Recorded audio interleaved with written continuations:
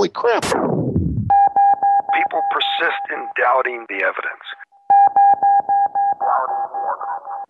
Don't run and hide. Don't be afraid. Don't turn away any longer. The truth will set you free. You're listening to Jimmy Church Fade to Black on the Dark Matter Radio Network. We're turning all of our antennas towards Jimmy Church on Dark Matter Radio. And now, your host, the captain of conspiracy, the prince of paranormal. This ain't your daddy's radio network show. This is Jimmy Church, Fade to Black.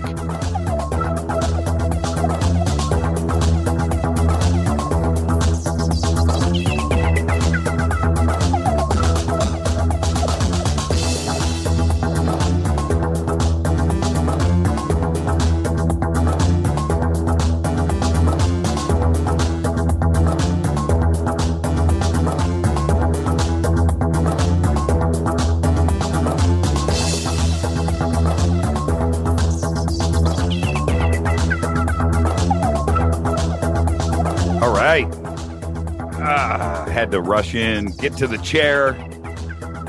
One last swig of Starbucks. Get thrown into my space boy trance. Fade to black. Fade to black. How you doing, everybody? Oh, man, I love hanging out with you guys. All right, let's go. Carol Peralt's in the house.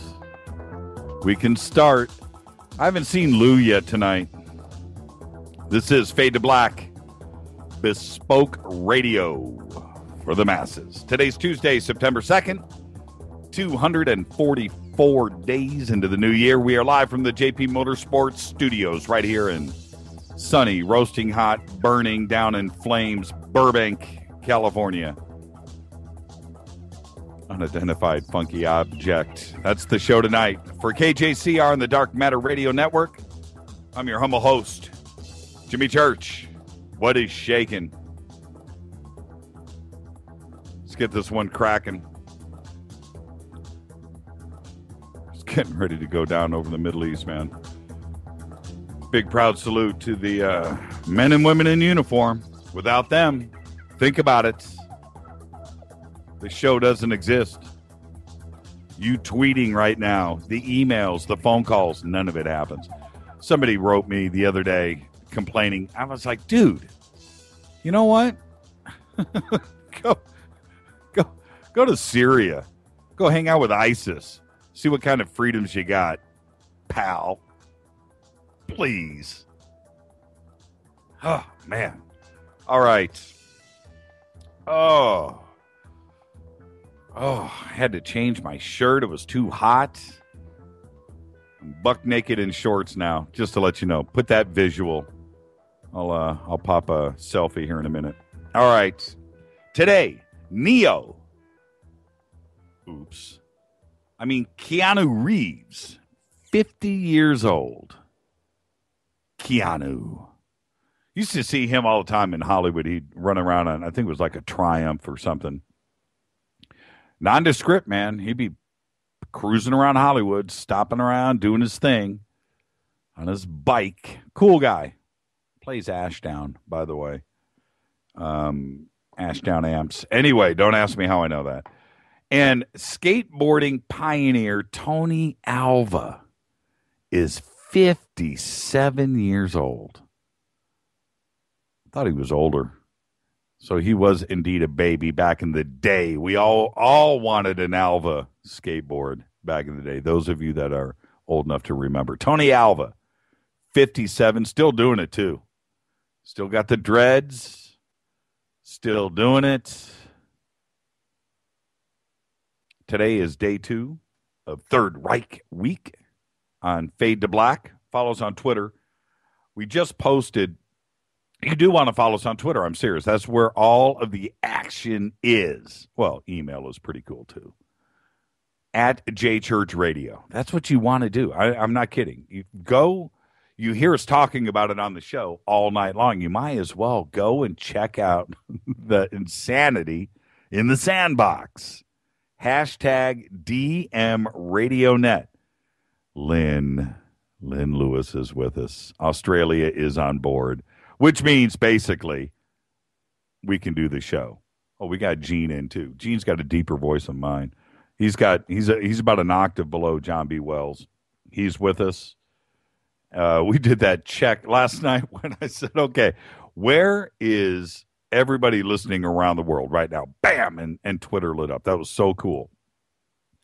It was, I'm reading all this, and I didn't get to any of the cool stuff that I meant to get to last night because I was so excited to see all that light up in Twitter. Wow. Humbling. But so tonight I won't forget. We've got some really cool stuff over on the website, and I'll get to that tonight. I won't forget. We were, we're talking about Waffle House last week, and Randy Cole sent us a picture of the original Waffle House. That was pretty trippy. It looks just as dirty as the rest of them too. And so anyway, and we had company over the weekend, couple nights, family, and my nephew, Evan, and I were sitting talking about when we were growing, and this was something that I completely forgot about as a kid. And I don't know if it goes on now in the country. Everybody's healthy or thinks they are. But I'm going to light up Twitter right now. I want to know, did your mom save bacon grease? Did your mom have a Folgers can next to the stove and poured bacon grease in it and saved it like it was gold? I just want to know.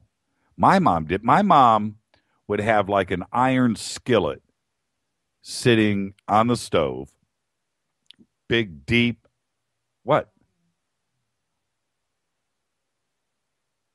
No audio? Okay, everybody here says we have audio. Did we lose audio? Everything is good on this end. I don't know where the audio is. So I'm going to keep doing my thing. Anyway, big, deep iron skillet. No, everybody's got audio. Okay. Yeah, we've got audio. I guess it must be the flash player again from last night. Everybody's got audio? Okay. All right. We're moving on. It's all good. That's from Keith. So I don't know what's going on. Okay. Anyway, big, deep iron skillet, full of bacon grease. And that's what you cooked in all the time? Absolutely. And talking to other members of the family that didn't grow up here in the state, they didn't get it.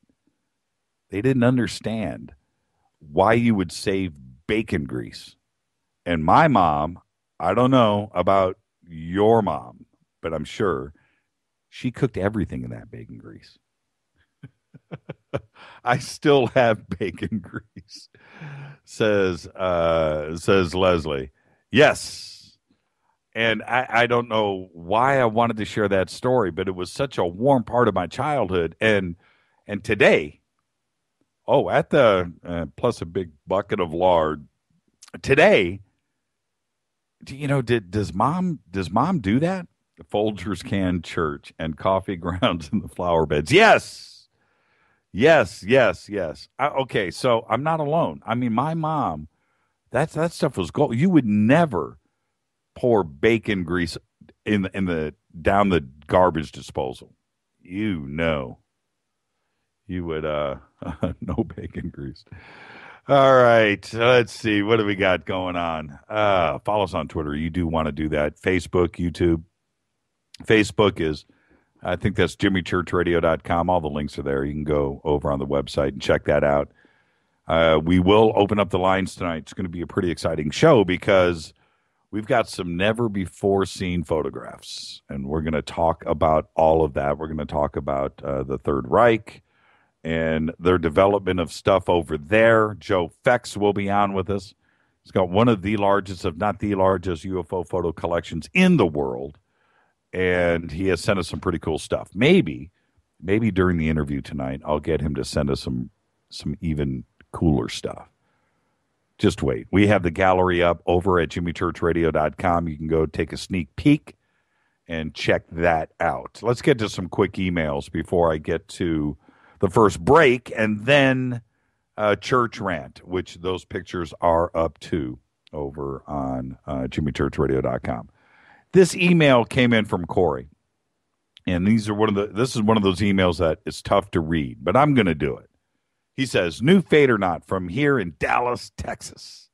I have to say, this is easily one of the best shows on the air at the moment. I have listened to Coast since 1997, and there has never been a show like this one.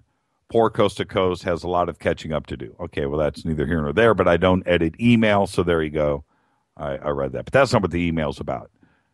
He says, "I'm currently catching up on the Michael Horn show, and I have heard him on Coast to Coast for years, but no one has ever asked him the hard questions until now. I really want to believe the Billy Meyer story, but I have never seen more deflected questions in my life." He should have said heard. "What I am emailing you about is I really want to know your thoughts on this guy and the Meyer story." Now, Corey, I don't even know how to respond to the email because the Billy Meyer case is one of the most famous in ufology. The pictures are out there. It's also what got me into, it's one of the things that got me and a lot of people into ufology and the UFO subject in general. The pictures, the books, all of that influenced me a lot when I was younger. And it was Dale, producer Dale here on the show, Dale Romero, his brother, turned me on to Billy Meyer in the early 80s. And so today, I know Michael is probably the most knowledgeable guy out there with Billy Meyer. He's got a large collection of stuff, and they've got a lot of devoted people behind them. And I get that. I really do. Billy Meyer, I'm right down the middle. I'm right down the middle. I would like Michael or anybody else to pull me in one direction, or somebody else, Cal Korff, to pull me in the other direction. Cal did write the show last week. He would like to come on. And since I had Michael Horn on, maybe we should have Cal Korff on, on the other side of the family, like we do with all the guests. But anyway, I need somebody to pull me in the right direction, whichever, right or left. And I don't mean to waffle on this email. It's a tough email to answer. It was Billy that brought me into this mess. So there you go. This email came in from Ian Batchelor. He says, "Love the show. I'm in the UK and couldn't believe that you watched the show 24 backwards. I did the very same thing as you 3 weeks ago. I started off with season 9 and worked my way backwards until I got to season 4. And then I decided that I would start off with season 1. I think the problem is that the arc of each season dictates that you should watch the shows in the correct order. Most of the cast die each season, and watching it backwards gives the game away. Because of the time difference between our countries, I only ever listen to your shows on YouTube. I think you are doing a great job. Thank you." Yeah, that's what we did. Yeah, we're stuck right now. We're just wrapping up season 2. So that's what we did. We jumped. We went backwards 9 to 5, and then jumped back to season 1. And now we're at the end of season 2. We're closing in. We're going to complete the 24 stuff. Yeah, we did the same thing. Everybody was dying and dying in a weird way. And anyway. And then he continues on. He says, have you ever considered having James Casbolt, the guy who claims to be a super soldier, on your show? And he says, from Southend on the Sea, Essex, UK. Thanks, Ian. Great email. You're absolutely right. And then this came in from Lou last night, or this morning. I'm not sure. He says, debate a Jack the Ripper expert guest. Absolutely. Lou, send us who the Jack the Ripper expert is that you want. We'll get him on the show. I'll debate him. That sounds like an awesome show. And I would be more than happy to put the gloves on.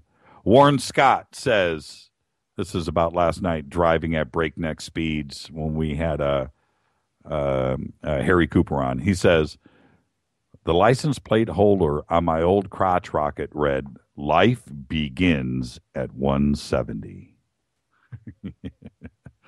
That's just absolutely insane. Anybody ever watch those high-speed videos on the net? Those crazy dudes on the crotch rockets busting 200, 220 in traffic. Insane. There's a video of, I think it's called Paris at Night. It's a guy in a vintage Ferrari blasting through Paris at like 4 a.m. when the streets are empty. You ever seen that video? That video will give you a heart attack. That video will put you in the hospital. Guaranteed. This email from Ben Miller. President Obama's learning a new dance, the mission creep. I remember the more and more advisors we started with in Vietnam. In my feeble mind, if you don't commit to clean out the infestation, you may live to regret it. Having said that, I'm glad I don't have to be making Obama's decisions. The choices are almost impossible. You're absolutely right. I also wanted to say really quick before we head off into break here, Breakland, I spoke with Larry Overman today from Clyde Lewis's show, and Clyde is up and about up in Vancouver in the hospital. He's good. The embolism passed straight through. They were able to clear it out. He's on blood thinners, and I think Larry said they're shooting a video tonight in the hospital room. So I don't know what that means. But he said he'll get Clyde on the show with us for a couple of minutes just to say, hey, as soon as he's out of the hospital. So there you go, Clyde. And also Dr. J, still down. He'll be fine. All right, this is Fade to Black. Joe Fex on tonight. I'll be back right after this. Stay with us, everybody. Don't go anywhere.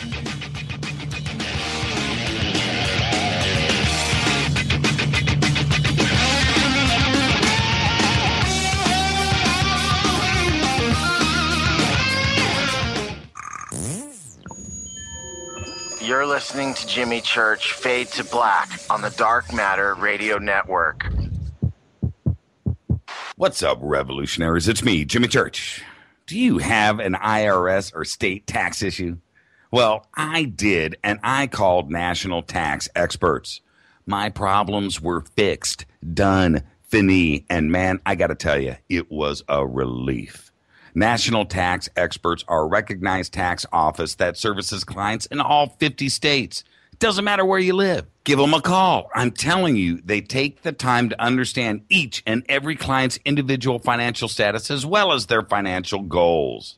And that's exactly what you need, my brother, when you're taking on the evil three-letter. So, seriously, give them a call today at 1-877-909-5444. Again, 1-877-909-5444, or go check out their website, www.nattaxexperts.com. That's NATTAXEXPERTS.com. Tell them Jimmy sent you. This is KJCR at JimmyChurchRadio.com. On the Dark Matter Radio Network.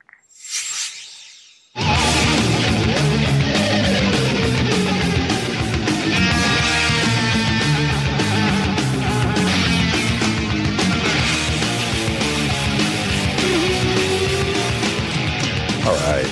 Check this out. Fade to Black. Tuesday edition. Joe Fex on tonight.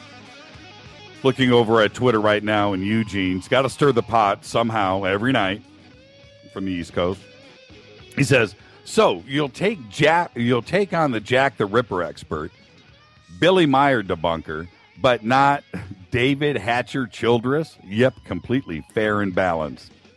Come on. 2,000-ton blocks levitated in the air 200 miles. And I ask you, it had to be alien. I ask you. David Hatcher Childress. I'll get him on the show, Eugene, just for you. I don't know what we would talk about, but I'll do it just for Eugene. All right? Come on, Eugene. And you know what, Eugene? I get Hatcher on the show. You call him up. You call in and you ask David a question. Your own. All right? Eugene. Everybody head over to JimmyChurchRadio.com. Do it right now. No, I ask you, says Keith McDonald. You're absolutely right. Go over to JimmyChurchRadio.com. Scroll down. Check this out. This is one of the coolest things I've seen in a while to bust out on the net. These pictures were taken 2 days ago.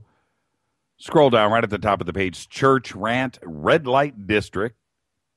And if you haven't seen, they're absolutely astounding photographs. So we got the high-res ones here. Check it out. Okay, everybody there? Everybody there? JimmyChurchRadio.com. Click on picture number 1. Let me tell you what you're looking at. This is a Dutch pilot. His name is, are you ready? JPC Van Heist. JPC Van Heist. Heijst.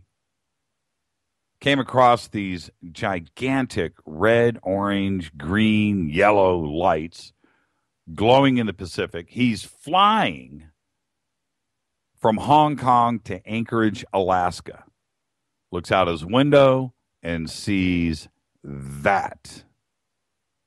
That's picture number 1. So what does dude do? He does the right thing. He turns that plane. Snaps picture number 2. Fisheye lens. You can see the cockpit glowing on the right. Pretty cool, huh? And sees that. Can you imagine? I have no idea. Look at the red lights glowing in the cockpit. Go to picture number 3. This is him cruising right over it. Now, you're looking at green, orange, red, white, yellow.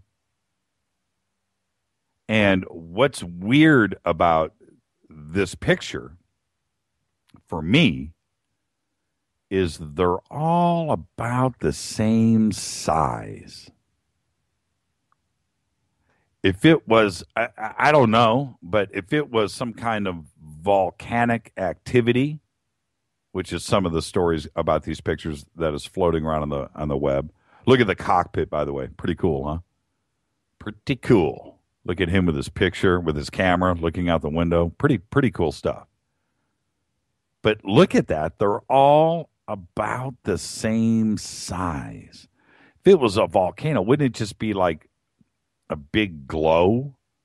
And when you see like rivers of lava, I would think, I don't know. But it doesn't look lava-ish. It looks Christmas-ish to me. That looks like a UFO party, a USO party, a gathering. But that is a fascinating photograph. I don't know what to make of it. I've never seen green lava. I guess yellow, maybe. Bright red, white. But what's the green doing there? What's the blue doing there? That is an amazing photograph. Go to picture number 4. What do you make of that? Check that out. Check that out. No reports of any volcanic activity, nothing coming in from USGS, nothing else out there. We need to find out what these pictures are. I don't know. I wish they were a little closer to the Malibu deep underwater base. That would have been astounding. But what is that? I would like everybody's conclusions, inputs, thought. What is this? I don't know. And even though the close-ups are pretty cool, picture number one from the distance, that right there, that picture would flip me out. Look at the stars. Look at the Milky Way right there. Pretty cool, isn't it? And then also, when you're looking at the picture, I meant to point this out the first time through. So look at picture number one, the one with the glowing off in the distance, and then shoot up to 10 o'clock in the picture. What is that? All the stars are stationary. What is that? Is that another plane? How high up is this plane? I don't know. What is that? What is that? Is that a comet? Is that a shooting star? What is that? Look at the motions of everything else in the pic. You can kind of see what's going on. There's a little swirl. You can see that. But what is that? What is that? Unbelievable, isn't it? Just really, really cool stuff. If you go to picture number two, that shooting star is gone. Whatever it was, that is up there in the fisheye. Pretty cool. Picture number three, if that doesn't floor you, look at that. What is that? A school of glowing whales? I don't know. Pretty amazing. And to light up the ocean like that, when you look at picture number four, look at just what is that? I don't know. I don't know what to make of it. Picture number one, up there at 10 o'clock. Enlarge that. Somebody enlarge that. Dale, get on that. Rick, you're pretty quick with, method. You guys are all quick at the draw. Zoom up at 10 o'clock at that shooting star or whatever that is, and let me know what you find out. But nobody's mentioned that in all of these pictures. And then I'm looking at, I get the high-res ones. The other ones that are on the web are cropped out. We grab the high-res ones. So that shooting star thing, whatever that is up at 10 o'clock, is not in all of the other published pictures. So there you go. I have no idea. USO? Strange timing with the Malibu underwater base? I think so. I think it's cool. Now, below that is the fader board. Below Church Rant, fader board. I like the name. Fader board. And that was contributed by Walter Lewis. We'll be talking about that tomorrow night when we have Jim Mars on the show. It's already up on the web if you want to take a sneak peek at that. The title is Self-Evident, CIA Special Collections, Release in Full. That is documentation on Adolf Hitler, and pretty fascinating read. So there you go. We'll be talking about that tomorrow night with Jim Mars. All right, and you can see Joe FX.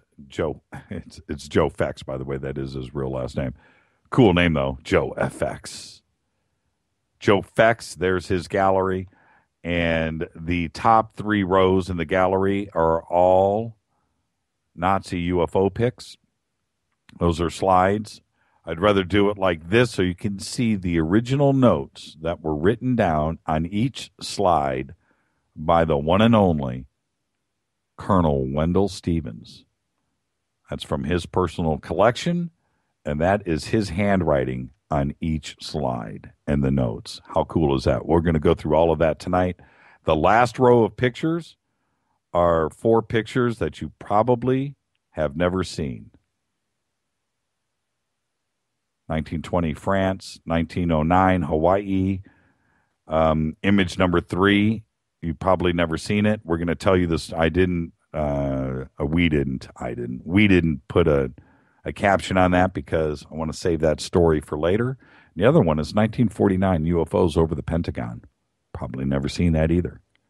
And we'll be talking about all of this tonight. This is Fade to Black. Just how much fun can anybody have? I mean, it's just like, this is so much fun. All right, everybody, let's take that break. When I come back, Joe Fex live with us right here on Fade to Black. This is Bespoke Radio for the Masses. I am your host, Jimmy Church. What's Ed Power saying? Can this be fixed?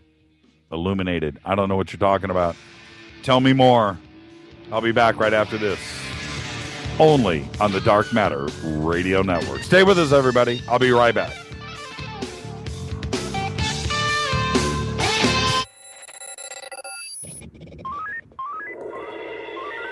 Way out here, we listen to Jimmy Church on the Dark Matter Radio Network.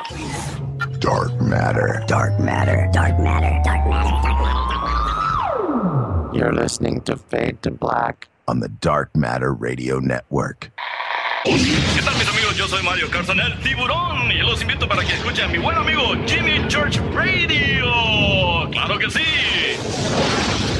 Oi, oi, I'm Reese Evans. You're listening to Jimmy Church. This is Revolution. The revolution will not be televised. The revolution is on radio. Ciao.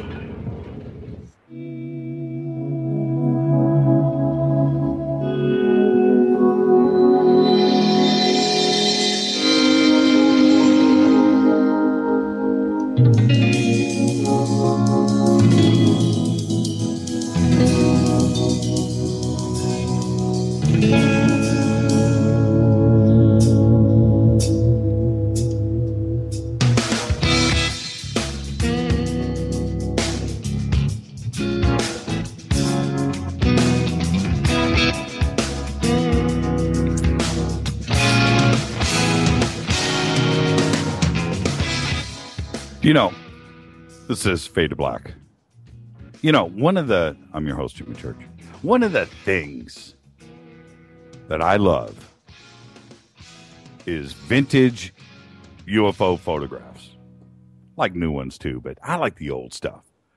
And you've heard me say many times on the air, many times with guests, that the first thing that I did when I got the internet back in 1993, 94, first thing was I tried to search UFO pictures. That was the first. Nope, not sex, not sports, UFOs. Found Paranet. Does everybody remember Paranet? Found Paranet, and that's what I did. Then a little later, I found UFO Mind, UFOmind.com. Absolutely amazing website. One that it's still it's been archived out there on the net. You can find it, but that was probably singular the best UFO type website ever in the history of the internet. And it was a shame that it just got out of control and too large and too big. But it was amazing. Okay, Rick, by the way, just enlarged that. Yeah, it's pretty. What is that?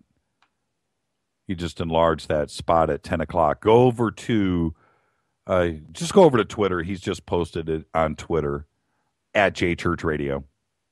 Follow us at JChurchRadio and hashtag DMRadioNet, and you can look at the enlargement of that. Best I can do, he says, I'm on an old computer. Charles is checking out. Okay, Charles, we'll see you tomorrow, brother. Go brew some Starbucks. Okay, so yeah, it was all about UFO pictures. And I just searched the internet and looked and looked and looked. It's just one of the best. Now, tonight, we have on Joe Fex. Joe Fex is the founder and curator of Apex Research Archives, APEX Research Archives, which houses one of the most extensive paranormal-related photographic and rare data research archives in the Midwestern region, including some of the oldest known UFO and Sasquatch documents of the modern age, dating back to the early 1800s. Specializing in the recovery, digital restoration, preservation, and public dissemination and availability of rare historic artifacts and reproductions of records and past research that had become lost in time.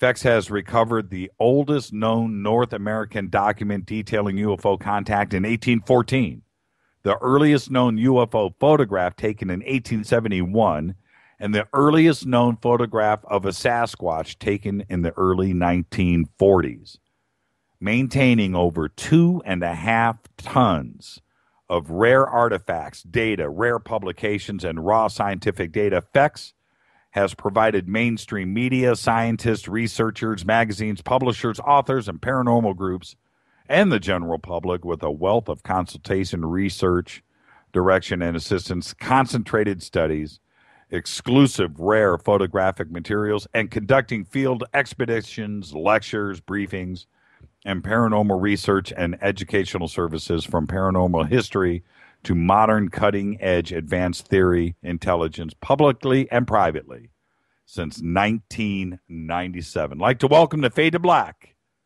Joe Fex. Joe, how are you, sir? Tired after listening to that. After you read that list off, it kind of like occurred to me that, man, that's exhausting just to hear about, much less do, you know. But outside of that, I'm doing well. It's very impressive, and I've gone and looked at a bunch of your stuff, and like I said, I've been doing this for a long time, and we were talking about Billy Meyer, not only you and I, you know, over the last week, but I just read that email that I read to you that came in today, and everybody knows on the show, all the Fadernauts out there, everybody listens to the show, they know the story about how I got into ufology. And a friend of mine's brother had a bunch of Billy Meyer books. This is, I want to say, early to mid 1980s, maybe 1984, 1985, right in that period. And I was at his house down in El Toro, and in his office, he had this huge UFO library. Videos, photographs, books, shelves, and I didn't know who Billy Meyer was, and I pulled down this big, and I remember it was like a full color coffee table type book, right? And I pull it down and I open it up, and it had that, you know, that famous beam ship picture on the cover, and I'm like, holy crap, look at this! Wow, so that would be the Wendell Stevens Lee Elders book that they had released, right? Your guess is as good as mine. That was the only time that I'd ever seen that book, but it sounds like it. And I flipped through, and I flipped through it, and I'm looking at the pictures, and I'm like, this is what I've been waiting for, you know, something like this. And so it was Billy that you know, helped me on the road to discovery, all the way to, you know, you and I talking today. And, you know, Billy has got, you know, I commented on that email earlier. Billy has got his followers. That's great. That's fantastic. Billy's got his debunkers. You're always going to have that in this industry. We all do. You do. I do. We do. You know, it's part of the battle. But with Billy, it's really strange. I want to believe, you know, but I've got people pulling me on both sides, you know, from the left and from the right. And so, and I'm still in the middle. One day we'll find out, and we'll put Billy Meyer to bed, you know. When you're considering, you know, cases like that, you know, the first thing that the public should never lose sight of is that, irregardless of the validity of the Meyer episode, it has drawn a massive amount of attention to the UFO phenomenon in general. That's exactly right. And that's exactly the subfield of contact. It's really opened people up to the idea that an intelligence from these things could or would communicate with a person, where back in the 1950s, you know, the masses, there was small subcultures that followed these things and believed it, both at healthy and unhealthy levels. Yeah. But back then it was very obscure, and it was a kind of a shameful thing. You know, it was a violation of intelligence in most people's minds. Most people thought the idea was just ridiculous, and the stories even more ridiculous. But now, because of cases like the Billy Meyer case and cases like silent contactee cases that have surfaced over the years, right? Things like the Paul Vila case, where, you know, here's a guy that did absolutely nothing to profit from this. Most of what he experienced and had to offer, he didn't even show to anybody. So that's a good earmark for, you know, somebody that's genuine, as opposed to somebody that's trying to sell a product. Right. You know? Right. But that's one positive thing that you can just never lose sight on, because, you know, in my view, the Billy Meyer case is completely invalid. And if you look at it from a critical viewpoint, and that's another thing that serious researchers should always remember, to develop a good discipline. You say, I want to believe, and you've really got to learn how to turn that off and look at something critically for what it is, not what you want it to be, what you don't want it to be, and all these things. Because what happens is that it compromises the integrity of your own intelligence, and it also puts you in a position to be exploited. It does. But certainly the one thing that I'm thankful for with Billy Meyer, the juries will always be out. I mean, it's a tough thing in anything when it comes to ufology. It's the preponderance of the evidence, and for all cases, no matter what we're dealing with. But if Billy Meyer hadn't happened that one day in Dale's brother's office, if that hadn't happened, I wouldn't be here today. So it is a really fun thing to show somebody that the first time they've ever heard of it. Yeah, well, and back then in 1984, it was a different world too, as well.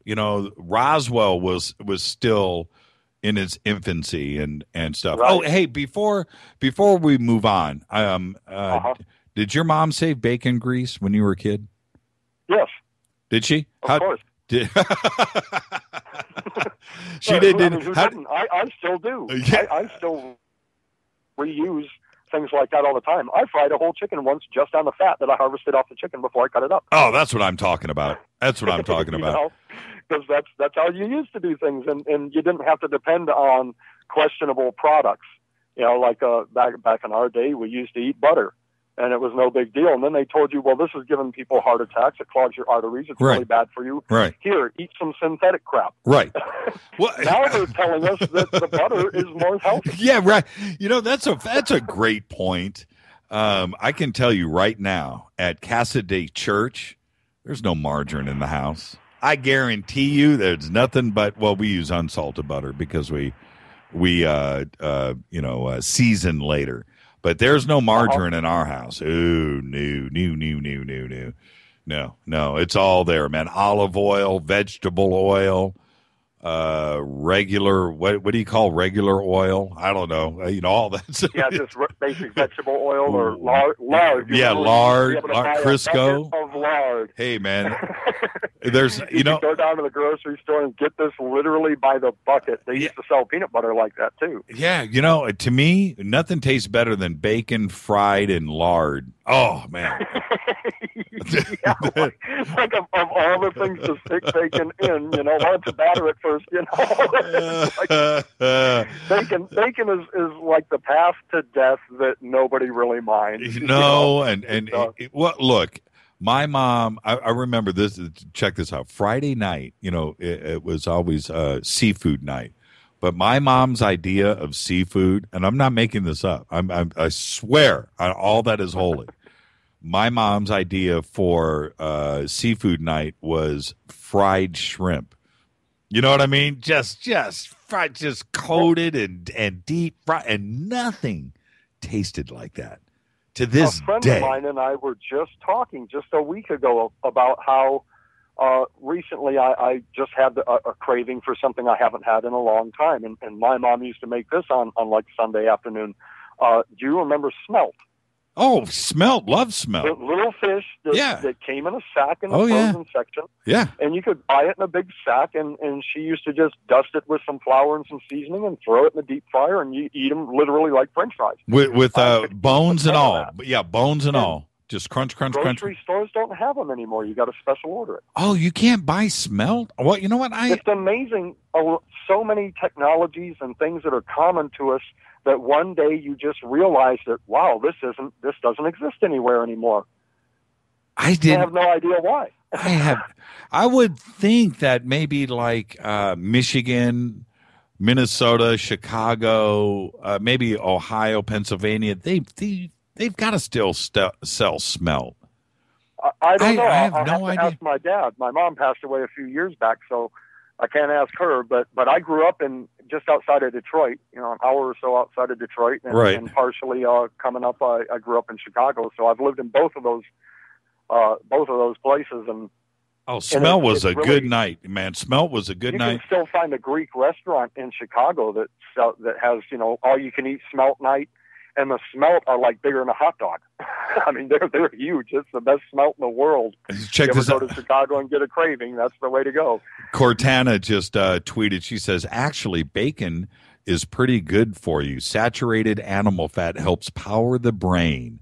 It's all the trans fat that's evil. There you go. See, we're fine. Well, look, the last couple of generations, everybody lived, to nice, healthy ages. It wasn't like in the 1700s.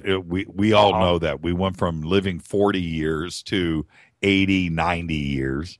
And from 1900 until 20 years ago, when it was still okay to buy Crisco by the gallon and fry foods and do all, and butter, before the era of margarine. Everybody was fine. I don't get it. I don't. And now, like you said, now it's okay. Butter's good for you. Cortana The problem is everything in this world is an illusion or a manipulation of some kind. There's all these different forces, from government on down to corporations, on down to your neighborhood, on down to the people you live with, right, that have different motivations, and they attempt to manipulate your perception in one direction or another that benefits their agenda and their needs and goals. And we just, in the information age, it amazes me that we have such technologies now, and we're just getting dumber, and nothing can be trusted. CNN just got busted last year or so 3 times in a row, completely fabricating news. Not just embellishing the truth, but completely making it up on a soundstage. And it's like, who do you trust anymore? What information is sound? It really makes you question. We have all these Freedom of Information Act documents about UFOs. Well, how many did the CIA place in there? Exactly. It doesn't mean that you can depend on that as a strict fact. There are certain data that we have that we know is a fact, and a fact is a fact. But then there's others that, there's no way to know. There's no way to tell, and we'll never know. And, but it should be teaching us to be more disciplined and more critical and more serious. That's one of the things that bothers me with this just over the past few days about the UFO community, is how little people really take it seriously, and how, I'm not like a strict researcher. It's just the fact that, I think if we're going to devote time and resources to this kind of thing, it offends me that I go to all this effort and all this expense, and other people surf the net and figure out different means of profiteering and exploiting the public with that for profit or for ego, one of those two, and that seems to be the order of the day. We should be becoming more effective, more intelligent in all areas, not just phenomena. And we're not. We're going the reverse direction. Technology is damaging us instead of, empowering us. Well, I'm a firm believer in there's no way that margarine is good for you. So there you go. Okay, now right. I'm serious. It's not that unlike petroleum products. It's all related. If you stop and think about it, disinformation and the money trail is always the root of everything. You can always go. The root of those manipulations, by the way, is often fear. 100%. Yeah, 100%. Yeah. The people that own the butter industry are going broke, and what was it? Was it saccharin? Saccharin. Yeah, right. Another big one where aspartame. They said, "Oh, this is causing cancer," and it decimated the finances of that company. And then how do you turn around the butter market? You had that information out there, that disinfo. Oh, butter's actually good for you. Oh, it's margarine that's bad. Oh, right, I get it. Well, what is butter made out of? Milk. Yeah, right. It's milk from a cow. It's just churned milk. It's not rocket science. Yeah. So if you're going to drink a gallon of milk, then I'm sure butter isn't going to harm you very much more than a gallon of milk does. And how do we connect the dots on all of this? Well, just stop and think. You know, you only know what you are told. You only know about the commercials that you see. You only know from the books that you read. You only know everything that you know is told to you, or you've seen it somewhere. You know, that's it. That's it. So if somebody wants to choose, in paranormal research, you know, when you can read whatever data, you can examine anything and come to the conclusion based on that data, come to an intelligent conclusion of a likelihood. I've looked at this data and I believe it's likely that UFOs do exist. Or you can have a firsthand close encounter, not a distant thing in the sky, but something that's right there in your face. And you know, that's the difference between knowing and thinking and believing. You know, it's a matter of personal firsthand knowledge through experience, and then secondhand knowledge through what you're told, what you're groomed to believe, what you're taught, so on and so forth. And a lot of people don't really divide those two. They kind of, in their minds, they blend it together. And so there's all these things that they think they know, but they don't really know it. And we see this often, like on Facebook and all these social media, where people they receive information and they post it without a thought. And the next thing you know, 10 other people are posting it without a thought. And it turns out to be complete waste of time. Recently, there was that chupacabra photo in Albuquerque, New Mexico, just a handful of months back. Oh, the one, the back view? It was supposed to have been a night vision photo. Oh, that one. Yes. If you know anything about night vision at all, you can look at that and easily tell that's not night vision. It's degraded VHS tape. When VHS gets old, it starts to lose its color and it starts to get dark. And it looks like black and white sometimes. And but anyway, I'm a massive horror fan. I always have been since birth. I've never been afraid of monsters. I dig that stuff. You know, I was watching things like The Exorcist and stuff like that when I was 5 or 6 years old. So I could take just the most graphic movie that you can toss to me and digest it. But when something like that pops up, that image actually came from an old VHS tape of a movie that was probably the most graphic alien-based sci-fi movie ever made, and that was Extro. And it was made in competition with E.T., and their tagline, their slogan was, some extraterrestrials aren't friendly. Oh, I remember that. I do remember that movie. I tell people when I tell them, I said, you know, this is a great movie if you like this kind of stuff, but if you don't watch it. It's going to traumatize you. This is the Texas Chainsaw Massacre of sci-fi movies. It's a great horror movie if you have the stomach for it. And, you know, and to me, you know, the gorier the better. I'm a massive Walking Dead fan. And, you know, I've known a lot of the people that make these movies and acted in these movies. And I've known them pretty much, you know, many decades. You know, it's just amazing. They're just the most wonderful people you'd ever want to meet. But if you base them on their characters that they play, you would think they were terrible people. But the opposite is true. And another recent one was there was a caveman discovered in China, in the mountains in China, frozen. And it was the hybrid between a human and a Bigfoot. And this got passed around like wildfire a few months ago. And it just happened to be from one of my all-time favorite movies, and that's Horror Express, 1972, I think, Peter Cushing, Christopher Lee, Telly Savalas. And it's very unique. The reason it's a favorite of mine is it's one of these movies that there's just no other movie like it. There is no other story that exists that is so bizarre. It starts out with a frozen, you know, humanoid that's like a bridge between man and ape. And it's recovered, and they load it onto this train, and it thaws out, and it turns out it's inhabited by an alien that can change from one body into another, killing each person as it does it and absorbing their brain. And I mean, it's just one of the most strangest things you'll ever see. I immediately recognized it. Yeah. I think about 6 months ago on the show, I was not debunking, but just showing the audience a bunch of classic E.T. and alien pictures that have been floating around the web for a long time, and the real truth behind the pictures. And yeah, it deflated a lot. They were, you know, I was bummed too, but One of the pictures, and it's a famous picture all over the web of this gray, was from the set of an alien flick that was shot down in Brazil. And so I showed the original pictures. Rita, Walanda, go over to our media site, pull up those original alien pics and the Brazilian one, the before and after shot, and we'll repost those on Twitter here in a few minutes.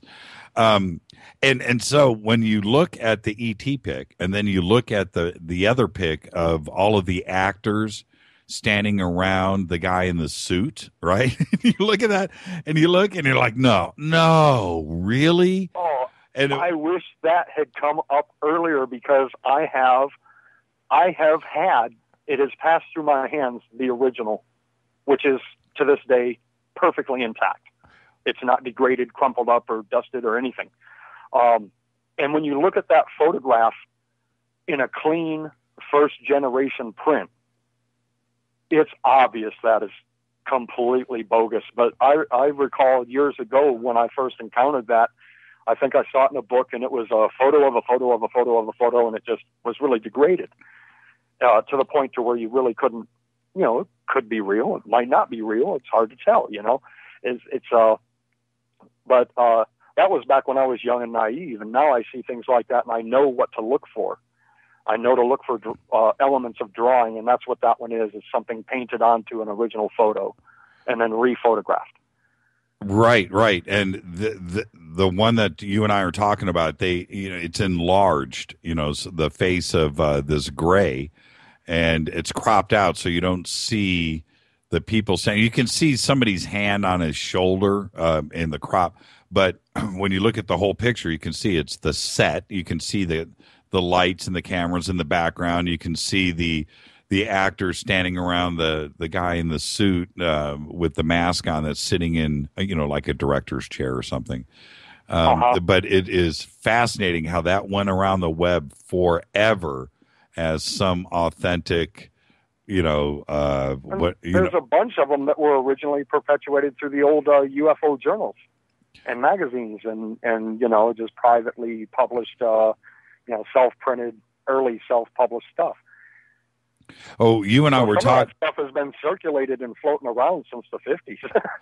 You and I were talking earlier about Devil's Tower. We were talking about the coordinates for Devil's Tower in Close Encounters of the Third Kind, and right. I want to get this picture up on Twitter here really quick. And you told me, and I didn't know this, and I like to be up on top of my movie trivia. You had said that when the big mothership came down onto Devil's Tower, that there was a gold-plated R2-D2 on the ship. And I was like, no way. And we looked it up on the web, and there it is. It's all. I had no idea. This is something that I looked at 50 photographs of this on the web and the story behind it, and then there's pictures of the model shop of them building the mothership and putting R2-D2 on it. And both movies came out in 1977. So there it was. So go ahead and tweet that tweet the R2-D2 picture from Close Encounters. Get that out there. Everybody, just go over to Twitter at JChurchRadio. You can check this pic out. Hashtag DMRadioNet. Oh, Ken Lipson just tweeted Club Paradise Trivia. You got to do that when I don't have a guest, Ken, because we will trivia that. Okay, the picture just went up on Twitter. Here it is. And there it is. R2-D2 sitting on the edge of the mothership. And this comes from the Close Encounters of the Third Kind Columbia Pictures archive that was put up in 2009. But there it is, a gold-plated R2-D2 on the edge of the mothership. And I did not know that. Where did you find out? How did you – I know you're the photograph expert and everything, but how did you hear this piece of trivia? I never knew it. Well, I've done all kinds of things. Back in the 80s, I was a Cajun chef for many years. So I've been cooking for most of my life. I love cooking. I've been in security. I've done bodyguard work. That's how we had discussed that with Wendelle Stevens and a couple of other people. I've done all kinds of different things. And at some point in my life, back in the 90s, I was very much involved in horror filmmaking. And I used to manufacture body parts, severed heads and, the whole 9 yards, guts and all this stuff for really low budget, independent horror films. And I just love it. One of my favorite toys when I was a kid was model kits. And I didn't build the hot rods and the warplanes and things like that. I built the dinosaurs and the monsters, the Aurora monster model kits. Oh, guys, it's heaven, it's just the best. And when you work special effects, it's really not unlike doing the same thing. You're sculpting and you're painting and you're going through all these different motions to try to replicate something. And that's how I got interested in it. But I got involved in it. I did a little bit of work with Tom Savini, just wonderful, one of the nicest people you'd ever want to meet. And if you're into that field, he is a very helpful person. A lot of people don't really communicate well with amateur work. And Tom Savini was just wonderful in coaching me in certain things that we had trouble with. And you meet different people, different actors. I've worked with Linnea Quigley. She was in Return of the Living Dead. I've known Elvira, Sandra Peterson, for a period of years. I used to hang out with Alice Cooper a lot, one of my biggest heroes, him and Vincent Price. And they introduce you to different people. So they introduced me to Gunnar Hansen from the Texas Chainsaw Massacre, who introduced me different technologists and that he had known in the business. And one thing leads to another, and the next thing you know, you're exchanging ideas and gaining insights and things from different people. And that was first told to me by a technician, a visual technician. And he had told that to me, and at first I didn't believe him. I thought it was, just one of those BS stories. People tend to talk and make things up sometimes, and it just didn't sound feasible. And I'm thinking in the back of my mind, well, I've seen that movie 100 times. If that were true, I would have noticed it by now. And so the next time I watched the film, when they released the anniversary edition of it a handful of years back, I made a specific point to pay attention during that scene where the big UFO is descending and they go to that close-up shot and it's slowly rotating. And sure enough, right there it was. And so, it's one of the things that it's an inside story that you learn those kind of things when you work with people in certain fields, and they express to you, all the ins and outs from their point of view from the inside. Right. I'm not sure what he did for that movie, but he had worked somewhere in that movie, and that's how he knew about it.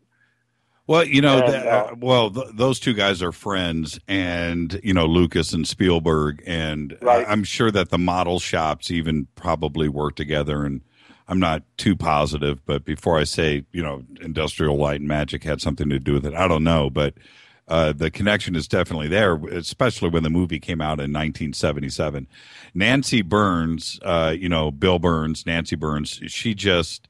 They used to do UFO magazine. She just put up a picture of this one alien that was this picture here is actually has been turned around. This everybody that's on Twitter right now that's looking at Nancy's picture.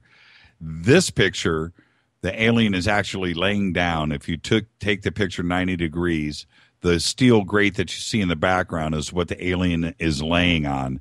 And I've got about 5 or 6 pictures of this movie set, too, as well, with all of the special effects guys standing around and putting this guy together before and after the scenes. We can put those pictures up, too, eventually. We've got those up. Now, okay. This is Fade to Black. Let me do a quick station ID Fade to Black. Only on the Dark Matter Radio Network. I'm your host, Jimmy Church. We are talking with Joe Fex, who has got 2.5 tons, and I don't know where you come up with that number. That is an insane amount of. I come up with that number because I've moved it often. I mean, how many? I know how much that stuff weighs. How many pounds is in a ton? Help me out. 2,000 pounds in a ton. 2,000 pounds in a ton. So you've got 5,000 pounds of photographs and documents and artifacts. That's insane. Easily. And that's not including like book libraries and, things like that. How did you meet? We could sit and ponder that one for a while. How did you meet Wendell Stevens? And as you tell that story, for most of us, we know who Wendell Stevens is, but help us out a little bit and give us a little bio and a background on Wendell. Well, Wendell Stevens was a researcher that I think he became prominent probably around 78, 79. He started publishing books. He published hundreds of books, was a tremendous voice in UFO research, and he founded the UFO Congress in 1991, I think. And that's, I guess they're trying to revitalize that now after it was sold to John Rayo with Open Minds, and I guess they operate it now, but Bob Brown, one of the original operators, is trying to revitalize the Laughlin thing, I guess. So he organized one of the first annual, not the first meeting of that type, but the first annual conference. It was like a week long, and it involved the top researchers from all over the world. And the idea was to get a lot of researchers together in the same place for a week to discuss things and exchange things, and to also bring a global community together for the same purpose.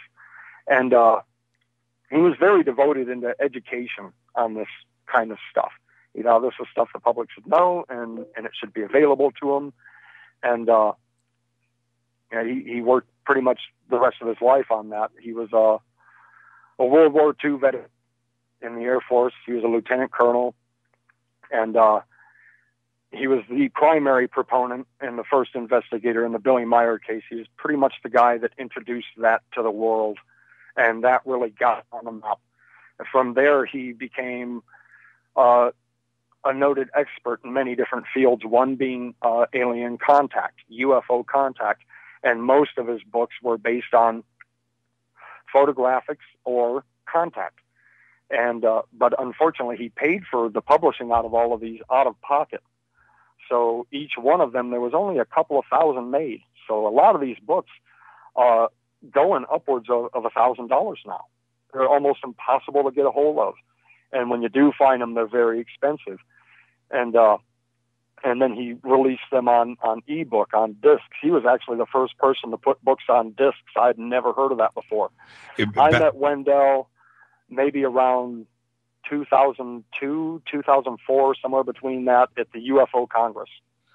And I was working on a few projects, and my general protocol, this was before or just after, I think, doing a lot of public stuff. I began lecturing, briefing, and sharing data and things like this. Initially, it was completely private, and it was completely between established researchers and scientists. So I didn't do like public lectures or anything like that.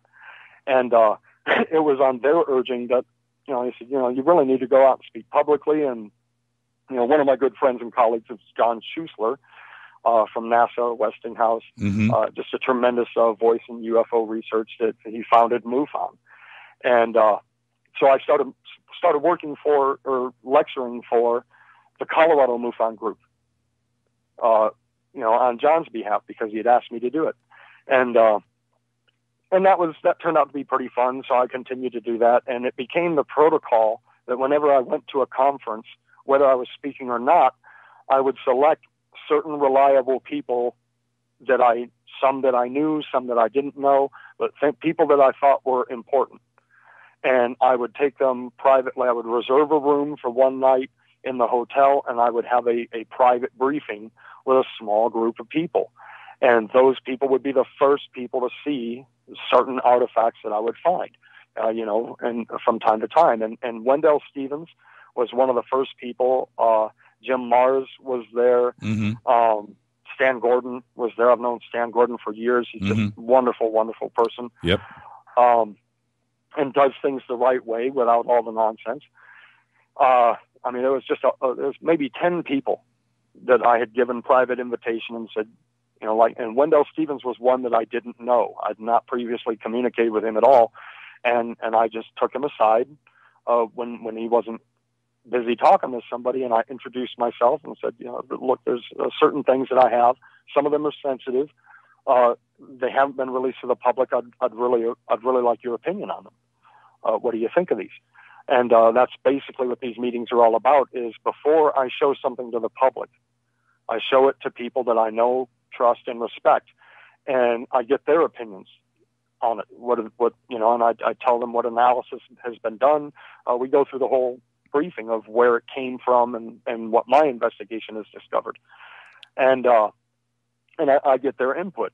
Well, what comes to mind with that for me, Joe, is you had no idea about Wendell's background at that point. You hadn't met him. You had no clue about the amount of material that he had amassed over the years, or his background going back to the military and his UFO sightings that went back decades. I knew a little bit about his Antarctic missions. Right.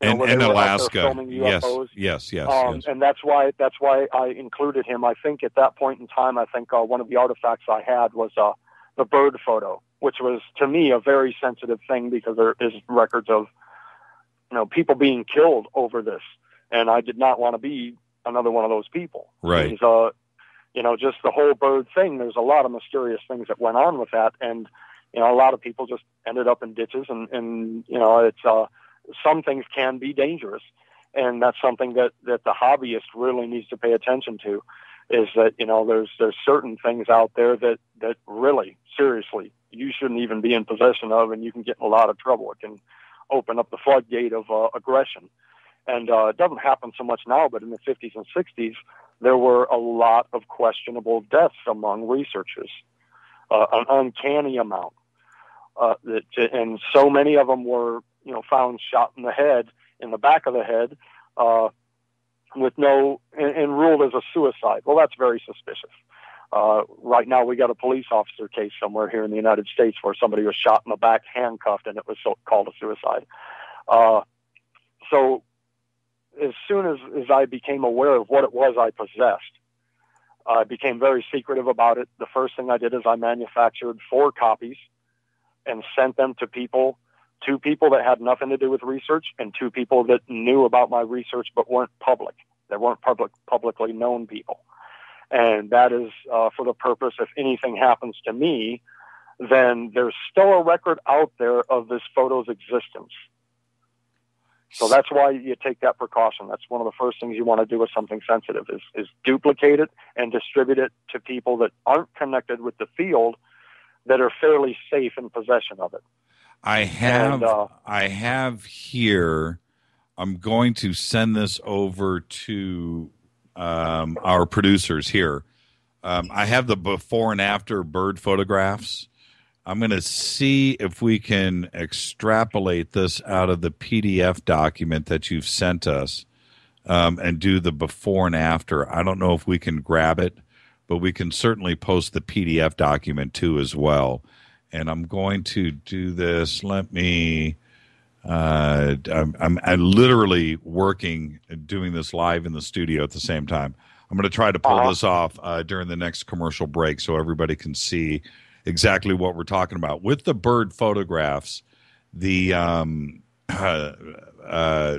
only one picture that Byrd took of the night sky with the stars and everything in the background.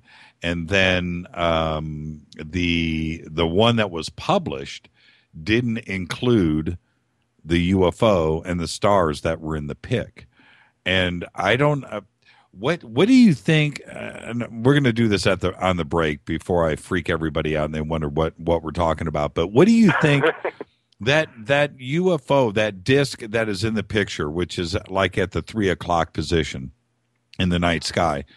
If that wasn't a disc, what the heck could it have been?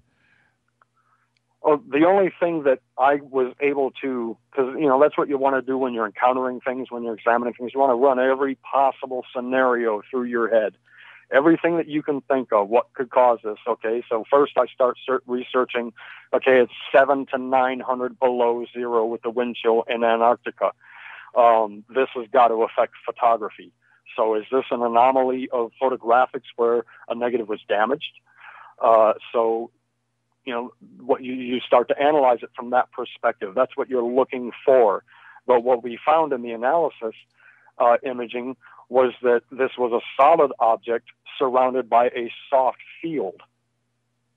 Right. And that solid object is disc-shaped, and it's being enveloped in that soft field, which tells us that this is like a field of energy.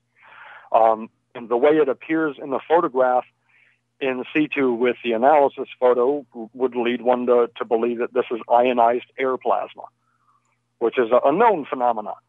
It's something that is fairly common, and also fairly common in UFOs. A lot of UFOs are solid objects, but they glow so brightly that all you can see is a light. And it's theorized that's because they are operating off a plasma type of technology and propulsion. And when they come close into the atmosphere, it charges those particles in the air, ionizes them, and they begin to get agitated and light up.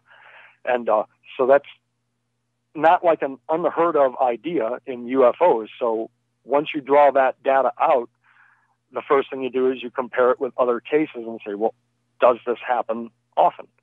Does this happen before? To what degree? And what areas? So on and so forth.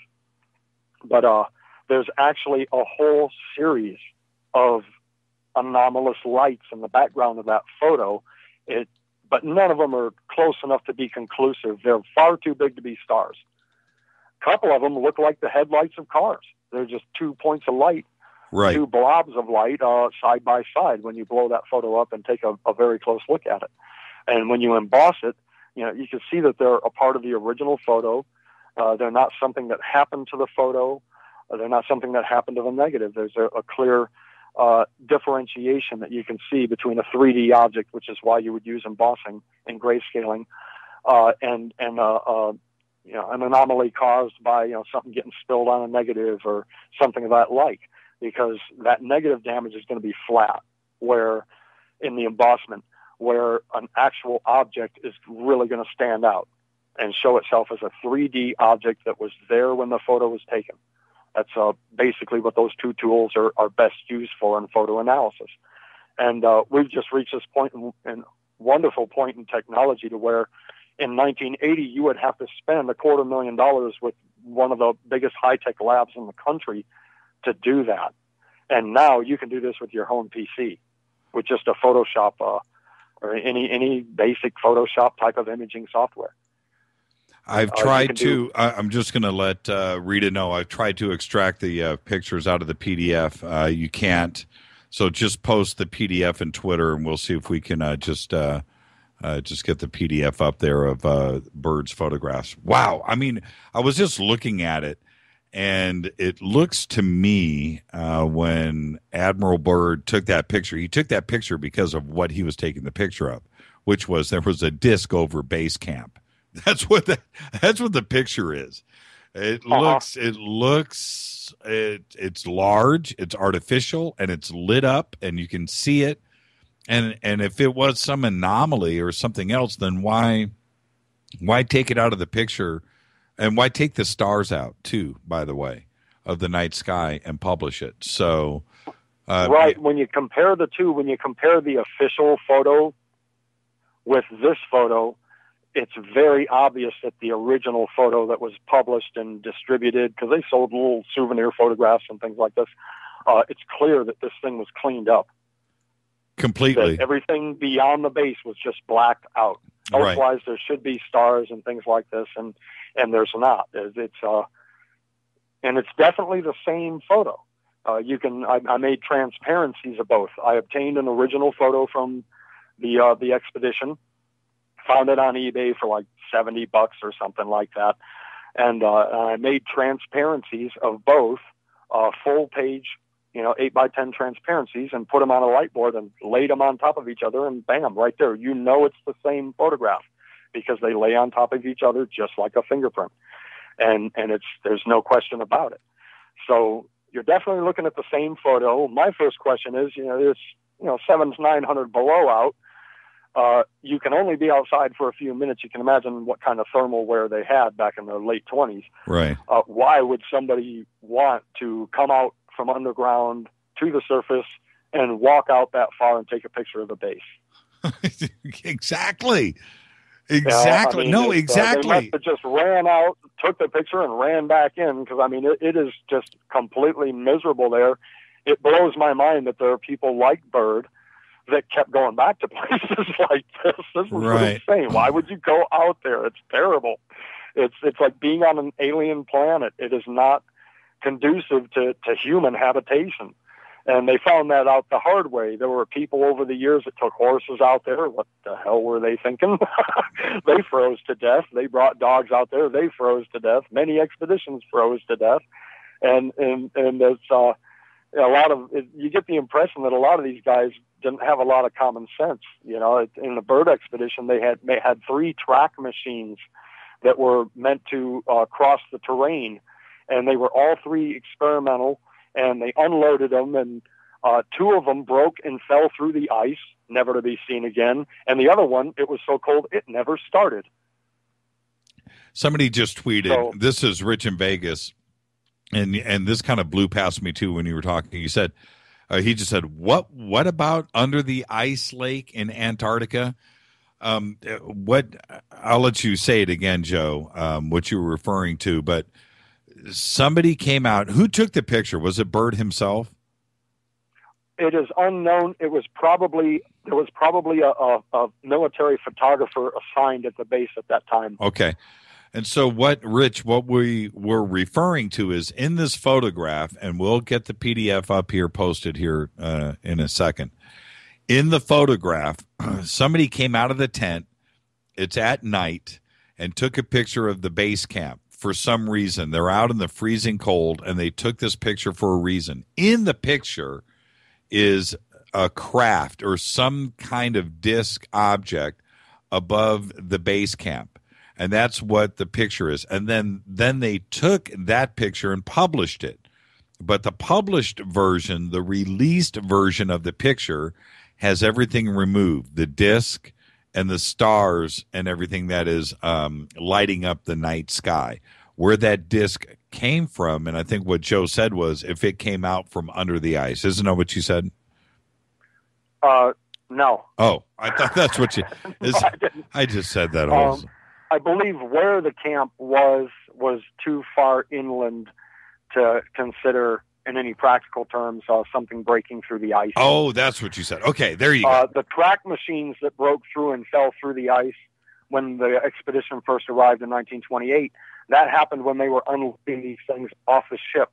So they were close to the sea at that point. They were close to the water. Gotcha. And but the camp itself, you're actually not looking at the camp. You're looking at the top of it. Right, the camp itself is underground, and that's why the Byrd expedition was successful, was they were the first ones to realize it's 700 to 900 below zero out. Right. We can't be standing in this wind, and that was the failure of all the previous attempts and why so many people died out there. They were the first ones to come up with the idea, well, we can cut this down a tremendous amount, and ice does make a good insulator. Ask any Eskimo living in an igloo. Let's cut into the ice and dig a camp out, and we'll be out of that wind chill and make it, be able to heat small areas like that up and make it habitable, as opposed to setting up tents, which wouldn't really keep you warm at all on the surface. So you're actually looking at a base that's underground. It's a fascinating photograph, and one that I want everybody to see it. I didn't think about it tonight. We have all this other stuff that you had sent us. Any given point in time, I can give you very detailed images of it. So we can come back later, or I can just send it to you. You can just post it on your site and follow it up. Sure. It's something that fascinates me to no end, but it's also controversial. to me, the smoking gun was the one and only last living survivor that knew Byrd, that was part of these expeditions, part of intelligence, and the whole 9 yards, and that was Commander Graham Bethune. And I met with him a few times before he passed away. I recorded a conversation, and in that conversation, I showed him that photo, and he almost cried.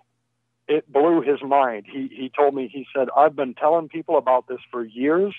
I knew they took films and photos, so they didn't only photograph it, they filmed what he told me were fleets of UFOs approaching the base, and that contact had been made.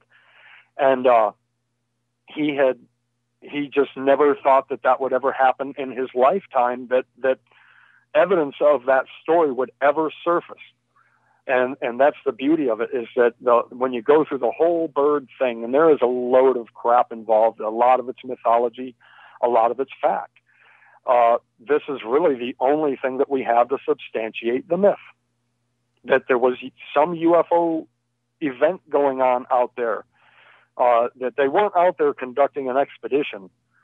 Something bigger was happening, and it was suppressed. And again, that expedition didn't return until 1930. No one heard of a UFO at the time. Right. So it makes it even more curious that photo would have been tampered with. Well, it's what's in the photograph. Nobody had talked about flying discs. Nobody, the flying saucers and that whole moniker, that was still 17 years away. And not until Kenneth Arnold and Roswell were those words even used. But it is clearly what is in that picture. There's no question about what is there. It's recognizable in every way you can imagine. And that's the point. And that is an area of expertise that I just have like a natural knack for. I don't know why. But I just run into things. And I've spent many years dealing in antiquities for a living and collectibles. And I conducted research for Krause publications and things like this, and did whole chapters on specific areas of collectibles and their values and things like that. And so that's my business. I've just learned how to transform my business into my research so that I can do the both at the same time. Right. Okay, we have the... one of those... Oh, go ahead. One of those areas of expertise is predated material. Material like that France photo from 1904. Nobody heard of a UFO or a flying saucer in 1904. Why would anybody, or how could anybody, fabricate a photograph of a flying saucer when no one has ever heard of it? That's right. It That's right. Just in the public mind. And that's why I love the vintage photography. Right. And it's more reliable. It's more reliable. It's analog. It's analog. You can't tamper with it. You can't. And leave no trace. Let's put it that way. You can tamper with it, but it becomes very obvious. Yeah, you can tell when a negative's been manipulated. I've spent thousands of hours in a dark room on a light table with negatives and an X-Acto knife and Rubylith tape and opaque paint. Start a club. Yeah, I know all about it. Now, really quick, I want everybody to go and look. We have the Admiral Byrd's pictures up on Twitter. So just go to @JChurchRadio, follow us, get over to #DMRadioNet, and the first one is posted. I'm looking at it here, and so is everybody else. And then also we've got one of the polarized computer enhanced, and that really that is. I wish I had the money to manufacture blacklight photos of that, or blacklight posters. I think that would make the coolest UFO blacklight poster. It's pretty cool, isn't it? Yeah, I see what you're saying. I mean, with the radio tower. Yeah. A lot of my clients and a lot of my colleagues, we discuss this often, that like that France photo, some of these things have just a natural artistic quality to them in their appearance and their manifestation. Did he? It becomes something that you could frame and hang in the living room. It looks so neat and inspires so much curiosity. Absolutely. I mean, there's no question that there is something in this. That is just an amazing picture. Ree, go ahead and post the after picture. It's all the way at the bottom of the PDF. You'll see it. It's cleaned up with the disc removed, and I want to get that one posted up too. Did he mention anything about any contacts with the Germans when they were down there too as well? He said nothing to me about that beyond, well, we fought a war with the Germans down there, or with the Nazis. He called them Nazis. Wow. And well, that's what I said. But if you read the article, it's an interesting story. Are you familiar with Rob Simone? Yes. Okay, I've known Rob for a while. This was back when I was first running into him here and there, and it was actually this conference that him and I had gotten together and gotten to know each other a little better. But I was sitting there with Jim Mars, because Jim had been through a lot of this Antarctic bird UFO stuff before. He had certainly a lot more experience than I did, and he was just wonderful. And the people that are most encouraging and the people that are most helpful are the genuine researchers. Stick with those ones. Most of them are just blowing smoke and they're all talking. They're just there to exploit you in one way or another. And people that are genuine researchers are dying to show you stuff. They're dying to help. They're dying to consult. And they have no problem with it.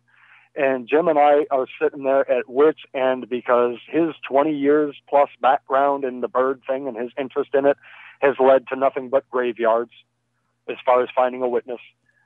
My 3 or 4 years at that point in time, because it was about 4 years or so before I showed that to anybody, that period of years, every effort I had made to find anybody that was there at the time and that was part of these operations and these projects, they were all dead. And we were both sitting there throwing our hands up in the air and thinking, God, we're just never going to know if this is genuine or not. They're all dead. So it's just going to have to go into this pile of, well, who knows? And just Rob was sitting behind us, kind of listening in on our conversation. And he just turned around and he said, "You guys looking for somebody that was in the Byrd Antarctic expedition?" We said, "Yeah." And he pointed to his left. He said, "There's a guy right over there." And Graham Bethune was literally sitting 30, 40 feet away from us. Synchronicity. And he was the only living person left that took part in all this. And he was a very close friend of Richard Byrd's. And it just kind of really blew my mind that, we're sitting here ready to give up, and here this guy's just sitting a handful of feet away from us. And so we went over. He of course knew Jim Mars. They had met before. And, Jim introduced me to him, and he told him, he said, "We've got something that's really serious. We don't want anybody to see it outside of certain people." At that point, it was completely considered top secret and under wraps. And we showed it to him, and it was just amazing the effect it had on him. At first, he looked like he was sad, but finally, there's some validation to what I've been telling people. People have been calling me crazy. And then there was just this absolute, it was almost like he became giddy. And he just giggled about it. He thought, this is great. I thought I would never see anything like this ever come to the surface, because it was all in the hands of the Office of Naval Intelligence. Did he ever use the word Operation High Jump? No, we didn't really discuss those operations at all at that point in time. Okay. We were more focused just on, that was like an after effect of that first expedition. That's what that photo is from. It's from the very first one. Right. 1928 to 1930. God, I can't even imagine. It's one thing to go there, but can you imagine spending 3 years there? Yeah, and then coming back. Yeah. This guy must have really hated himself or hated his domestic life or something. Somebody was getting paid. Right. Right. It was heavily financed, and that's another smoking gun. It is stamped by Richard Byrd, so we know that this came from the expedition, and it's also stamped by a publishing house called the Pond Bureau. And the curious thing about the Pond Bureau is that it was founded, financed, and completely operated by the Rockefellers. And the Rockefellers also financed the expedition in itself. And the Pond Bureau was actually a front for naval intelligence. They took all the material that came out of the Byrd expedition and then translated that into what the public can see and what the public can know, and filtered it. So they were the ones that doctored the photo. No question about it. And you can look in historical records and see that the Pond Bureau is both directly tied to the Office of Naval Intelligence as well as the Rockefellers. So that right there in itself is an earmark that this is 100% legit. I didn't even know it was the Byrd expedition when I purchased the photo. One of the things that Wendell used to talk about was all of the UFO activity that took place on the ice in different parts of the world. And, this whole thing with Admiral Byrd and his expedition down there and the stories coming out of there. Did he mention about how many UFO and where did they come from? Were they on the ice or were they under the ice? Because Wendell tells both. His own eyewitness testimony himself. I mean, where, right. UFOs parked on the ice. And we do have isolated reports scattered around the history of UFOs, even predating UFOs, where these objects have just burst out of the ice. Straight out of the ice, straight up into the sky. And, things like that tend to get reported. Right. That's not something that somebody's going to say, well, that was weird and just forget about it. That's a bizarre thing to see when you're out there in no man's land, and that's what that is. That is a desolate area of the planet. And there's still, contrary to popular belief, there's still many desolate areas of this planet. We're not overpopulated, we're just overconcentrated. If you spread the population out, there's still plenty of planet left. One of the stories that Wendell, I had gotten my hands on a videotape in the early 90s, and I still have it somewhere. And then I pop it in, and it's Wendell for like 2 hours going through his photograph collection and some videos and stuff and describing each one. But he talks specifically at one point in this video about him and I forget what type of, like a bomber or some kind of plane, and they landed on the ice up, I think it was Alaska. They landed on the ice. There's a UFO there parked on the ice, and they they film it.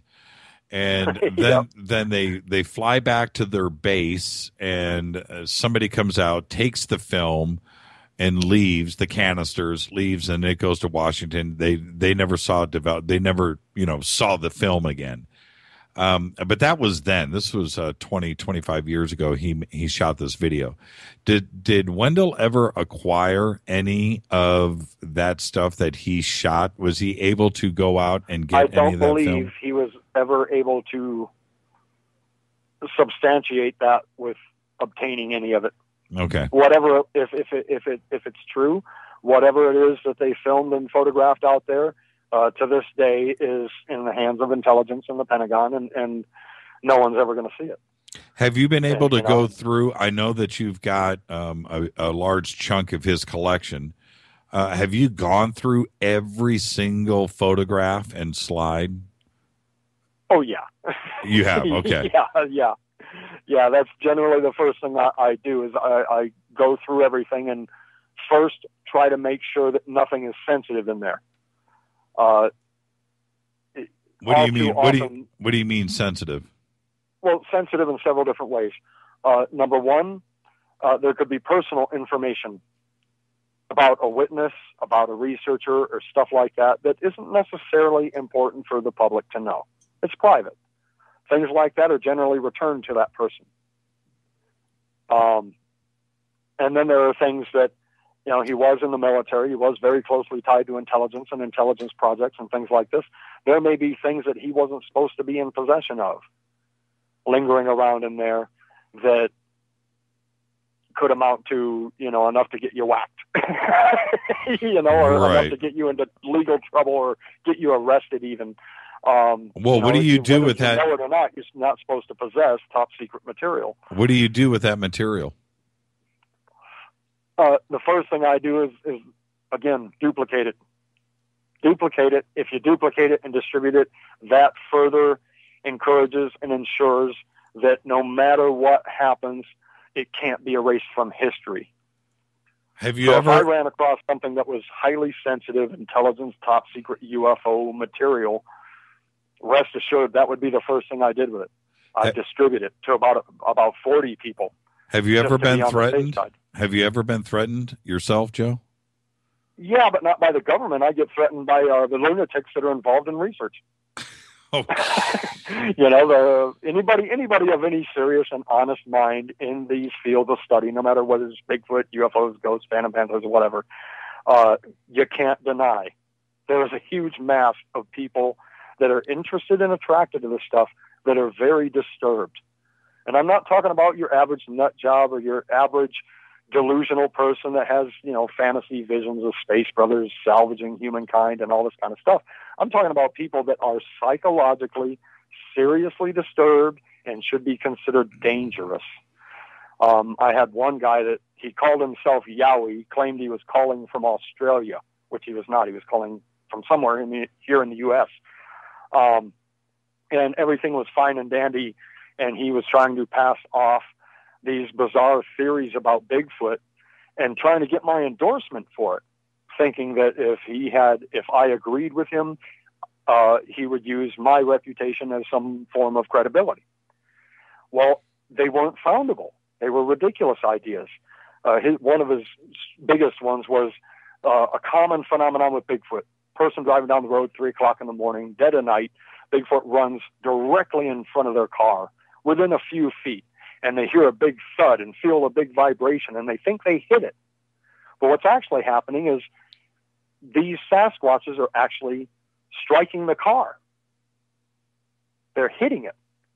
So this is a fairly commonly known thing, a known behavior among Bigfoot researchers. Well, it was his belief that they were expressing a disgruntled attitude because cars pollute the atmosphere, and they're telling us that they don't want us polluting. Okay. Which I thought was just, what do you base that on? That's ridiculous. If they were that intelligent to understand that cars are polluting the atmosphere with carbon monoxides and things, then they would certainly have a better form of communication than smacking your car. You know, that's my take on that. That's my logic. Yeah. And to me, that's very logical.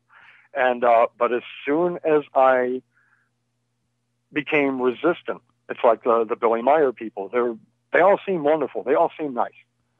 You know, and I talked with Michael Horn. But as soon as you stop cooperating with these people, oh man, you're in trouble there, because then they turn into raving psychopaths. Well, anyway, this Yowie man, it's one of the names he calls himself. He also calls himself UFO Hunter. Because if you're familiar with Daryl Sims, and Daryl and I have met before, he calls himself the UFO Hunter. Right. And apparently this guy had stalked Daryl Sims for years and just made the most outrageous and insane claims about Daryl, about me.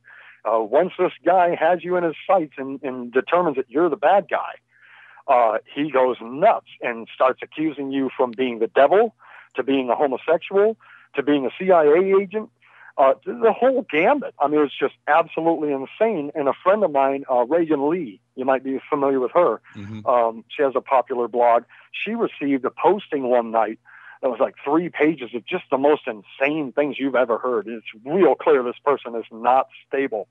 And when I say not stable, I'm not saying he's psychologically unsound and needs help. I'm saying he's dangerous. And I study sociology, study psychology. I've done that my entire life. And I'm telling you, I can spot him. And this guy's off his rocker. But it turned out his bark was worse than his bite, because he called me up one night and started accusing me of all these things. And I basically told him where he could stuff it. And, you know, I'm from Michigan, man. I don't tolerate that kind of stuff. I don't tolerate being threatened. And this guy told me, I'm gonna find where you live and I'm gonna kill you. And I told him, well, here's my address, so stop on by. Well, I mean, never heard from him again. Yeah, when you're sitting on this kind of stuff, especially these the Nazi UFO program pictures, they're absolutely extraordinary. Let's do this. Let's take a quick break. When we come back, we'll start going through the gallery. We'll go row one, and we'll get down to the end. This is Fade to Black, live only on the Dark Matter Radio Network. I'm your host, Jimmy Church. We are with Joe Fex, in possession of probably the largest paranormal UFO photograph collection on planet Earth. And we're going to start going through some photographs right when we come back after this break. Stay with us, everybody. Head over to jimmychurchradio.com. Open up that gallery. We'll do it when we get back. Stay with us. Hi, everybody. This is Rob Halford, the Metal God, on jimmychurchradio.com.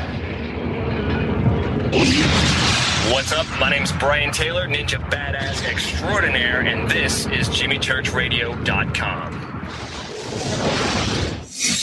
JJCR, in your face. jimmychurchradio.com. On the Dark Matter Radio Network.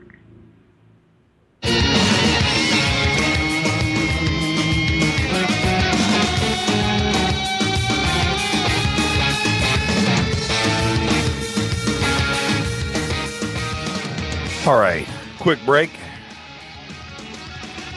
This is Fade to Black, only on the Dark Matter Radio Network. Bespoke radio for the masses. Had a great show tonight. Got Joe Fex with us. Joe, you still with us? Yes, sir. All right. Let's everybody head over to jimmychurchradio.com and just scroll down, and you will see Joe Fex's the gallery is called Private UFO Image Collection. And let's start going through these. Image one. Now, what we have done, and this was on my request, I wanted to show the slides with Wendell's notes on each slide. Plus, we could show more images too, as well. Do you have a picture one open there? I'm pulling it up right now. Okay. And these are just, I mean, and I went through these. I don't even know, words can't describe this stuff. And I don't know how Wendell pulled it off either. Some of these you can similar pictures and images have been out on the web for a while, but these are pretty extraordinary. This first one is he's written early Vril research, obviously with the Vril Society. The second one is SSC2 Vril 2, which is obviously in flight. Then he's got SSC3 Vril 3, and underneath the craft shot. And then I'm curious also with in the bottom row of this first image, early Vril craft, and you can see it looks like there's antenna underneath the craft. But then in the next one, you can see the swastika on the craft, but it looks like there's a turret or some type of gun on the craft. Right. Well, I've been told that those are Panzer tank cannons from German Panzer tanks, mounted on the mounted on the craft, and there are photographs that exist that have as many as 3 of those on a craft in flight.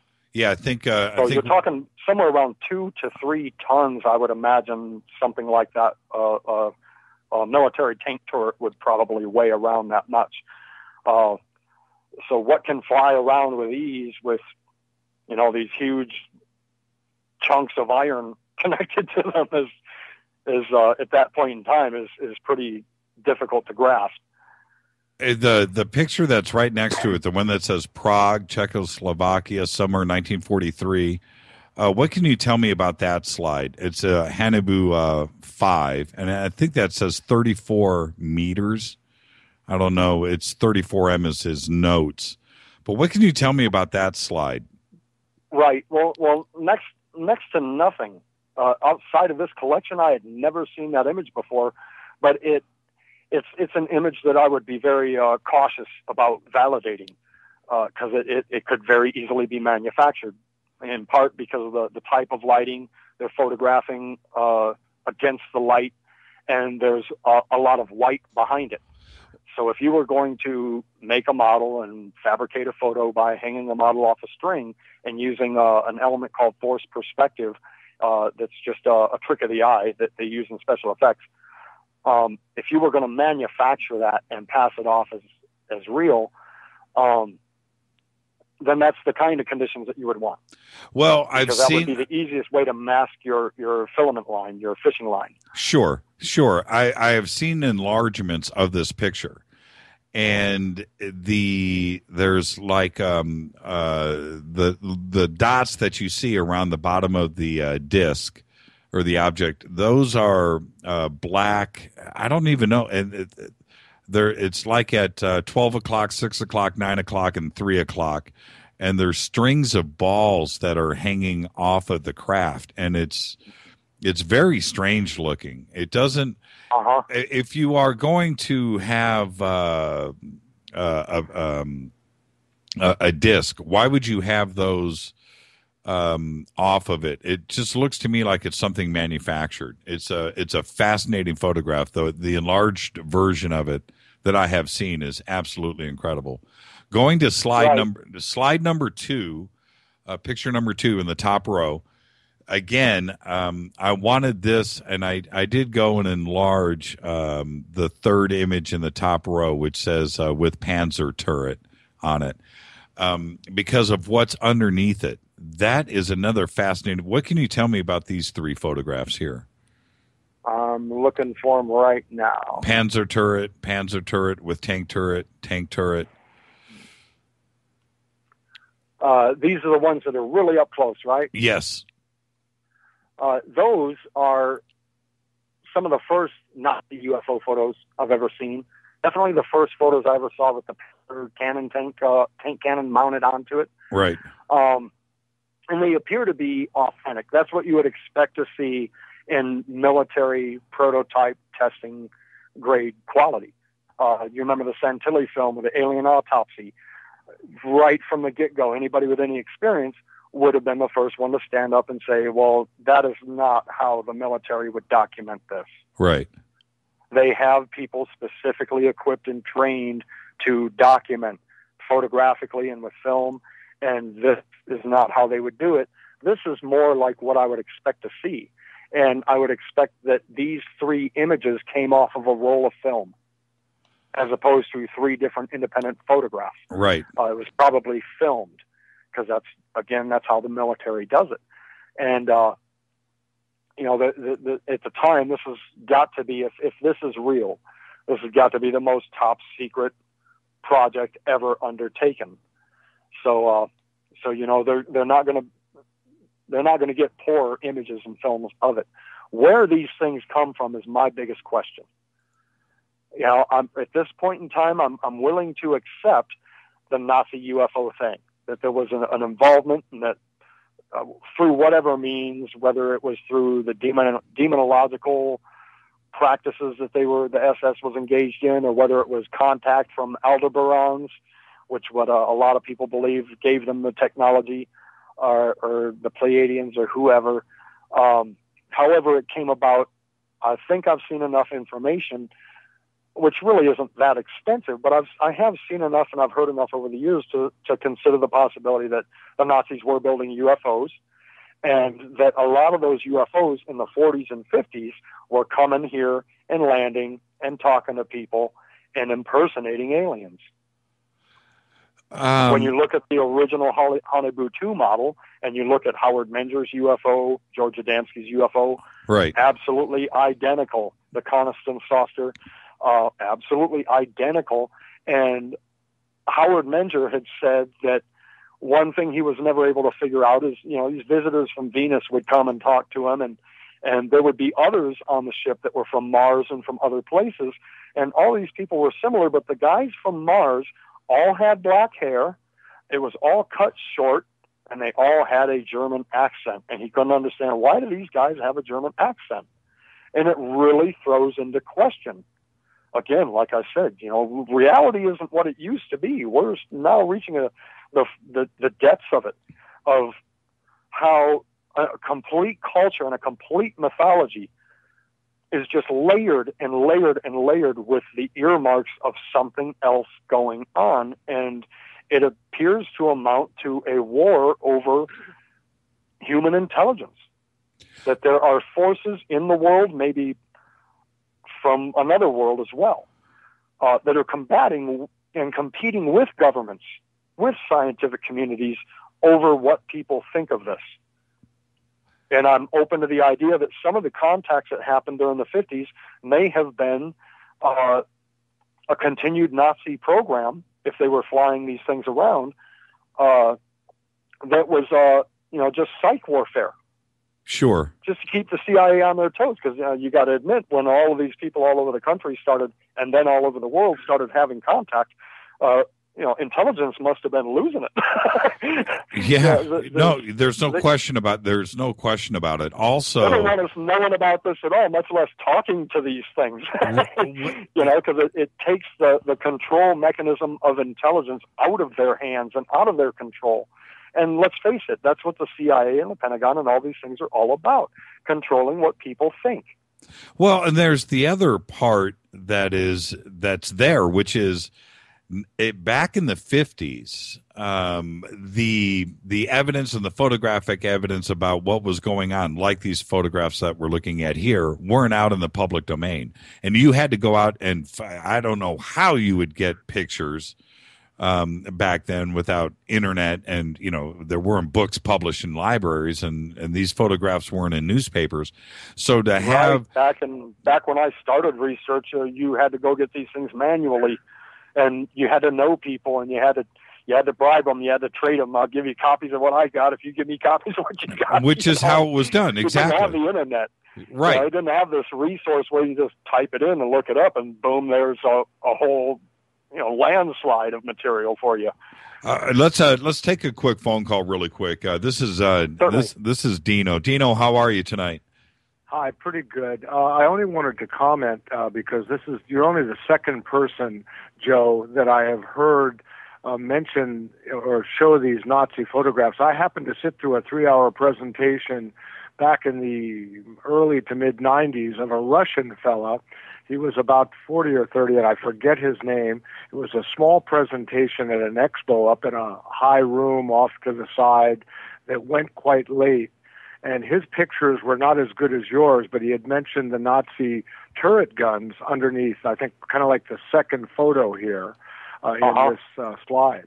But his were not as clear as yours, and they were very grainy. And you're the only other person I've seen that has brought this up. So what's the authentication of your photos or negatives? Well, that's what I was. Well, part of what I was trying to just address is, where do these things originate? We have so many UFO photos that we know exactly where they came from, and then some that we know vaguely where they came from, like the 1904 France photo. Well, we know it came from France. It's very simple. But then there's these kind of things that. At the end of the war, one thing is clear: Nazis were using UFO technology and attempting to develop it, and that there were several bases destroyed by the Nazis to ensure that nobody got a hold of it, that their enemies didn't get a hold of it. But that there was also a few bases that were not destroyed, and it was a mad dash.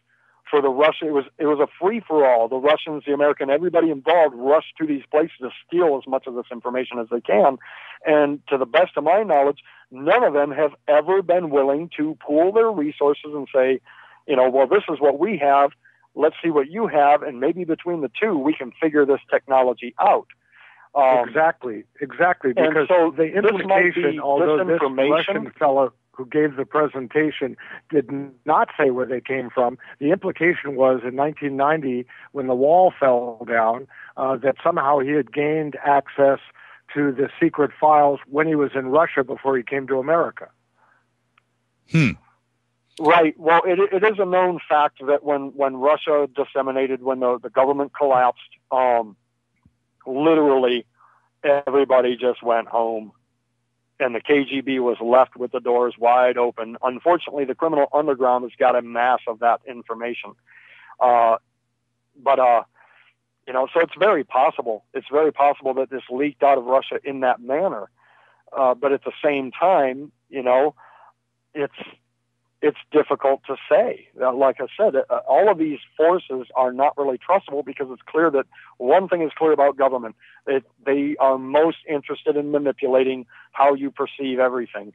And in the blur between how they exchange that, you have people that produce disinformation, and then you have people that produce disinformation and plan it, and then plan it as disinformation, and like the MJ-12 documents, and it ends up in this void.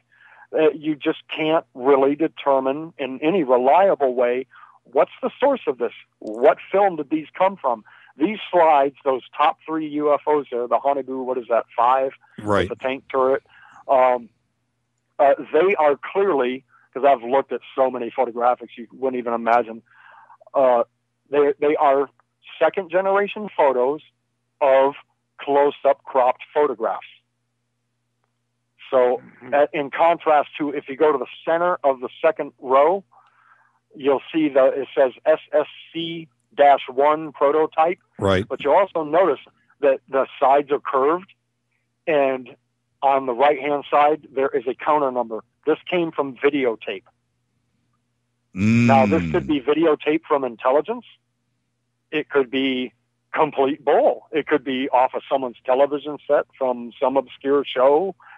It's impossible to say. I have no idea where Wendell got these things, these images.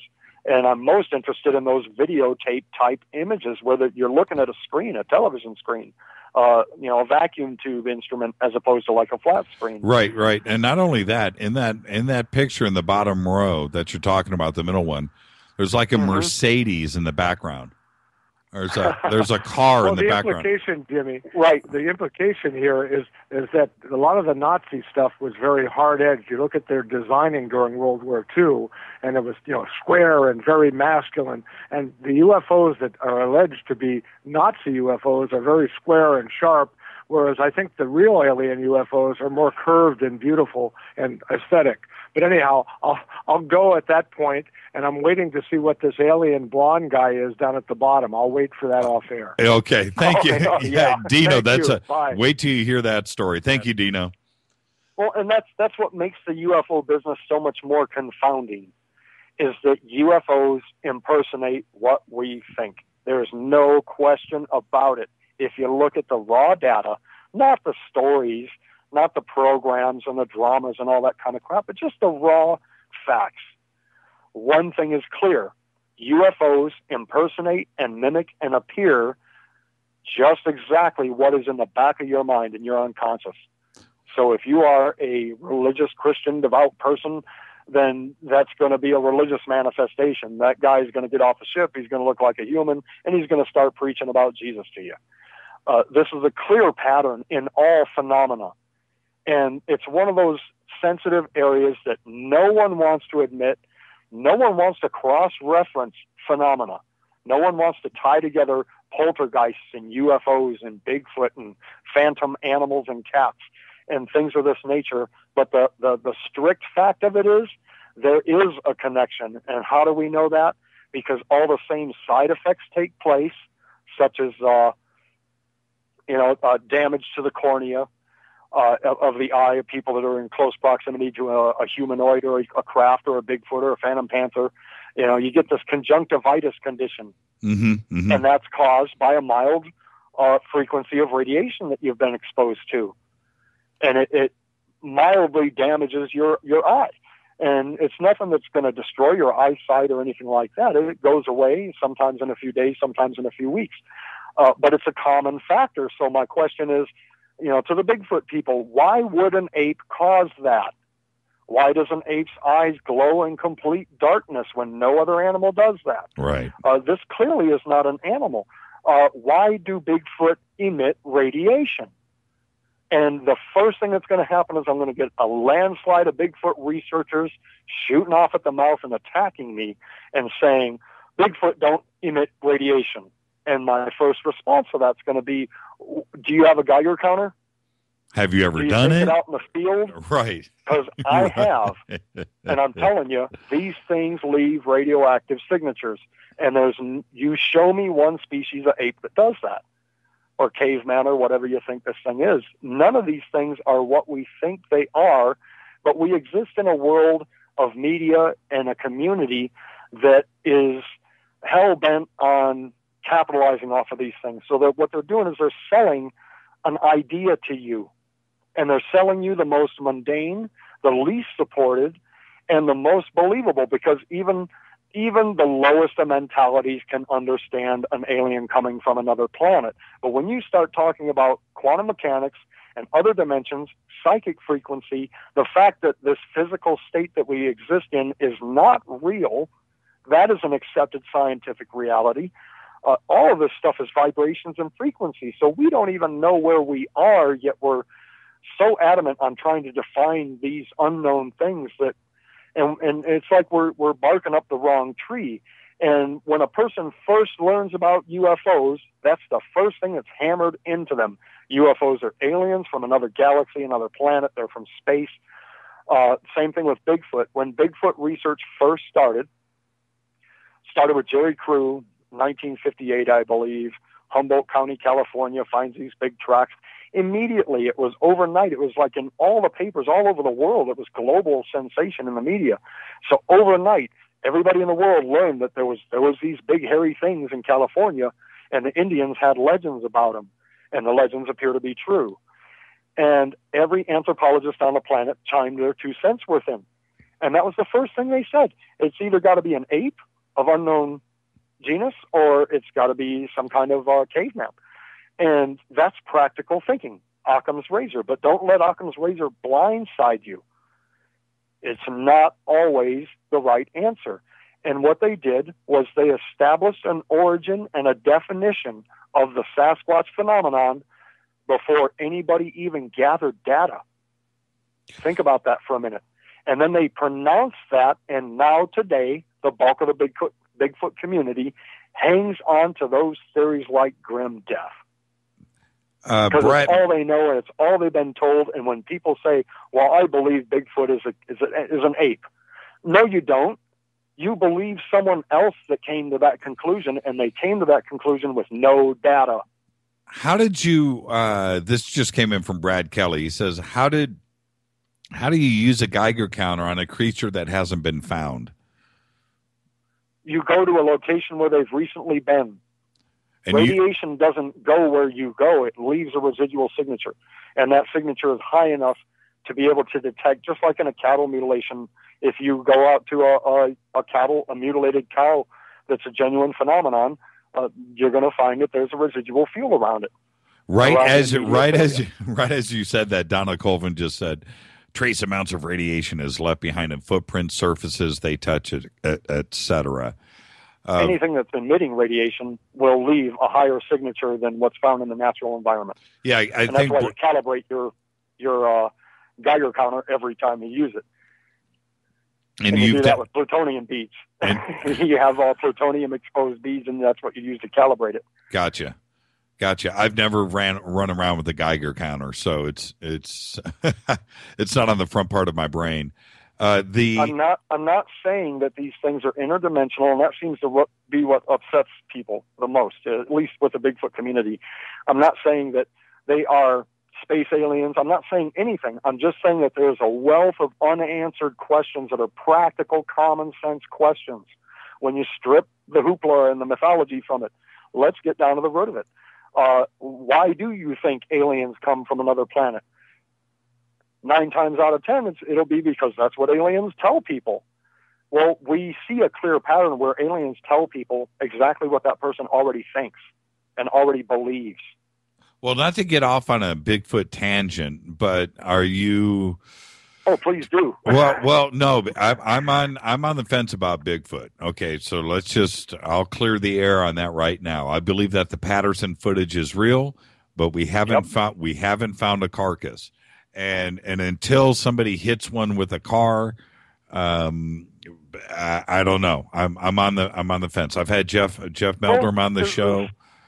It is again, this is something that's common across the board.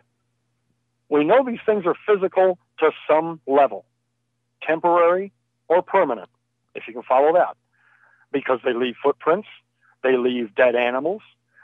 They leave signatures. They change the environment they come in contact with. So we know that there's some level of physicality going on here. But at the same time, where the hell is it? There's no excuse. There is absolutely no excuse for a nation of people to be looking for Bigfoot in the woods, constantly hearing them, constantly running into them, constantly finding their footprints, constantly seeing them, and that's it.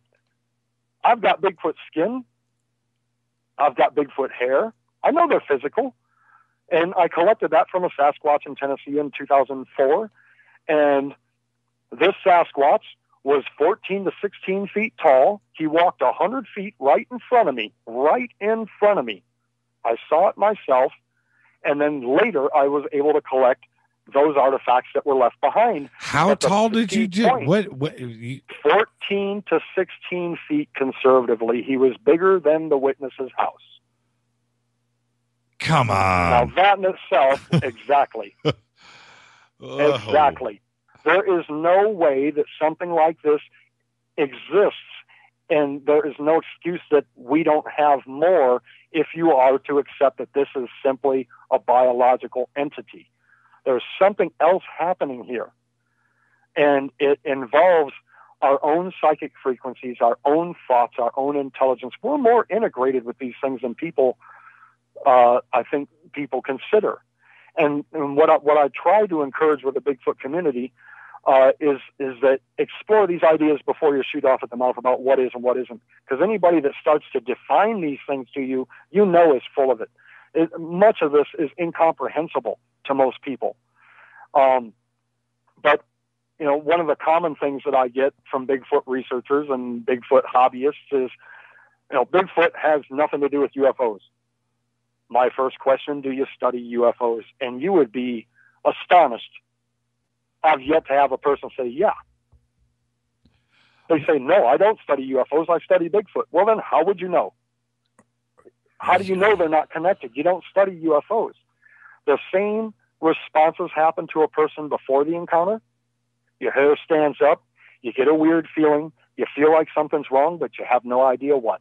Right. You start looking around, and boom, there it is. Right.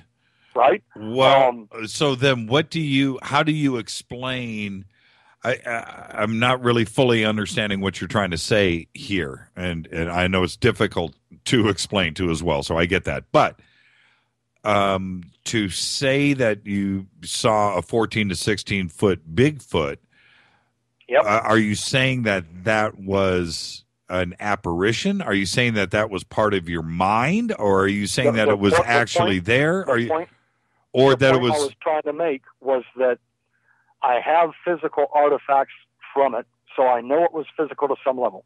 Okay. Right?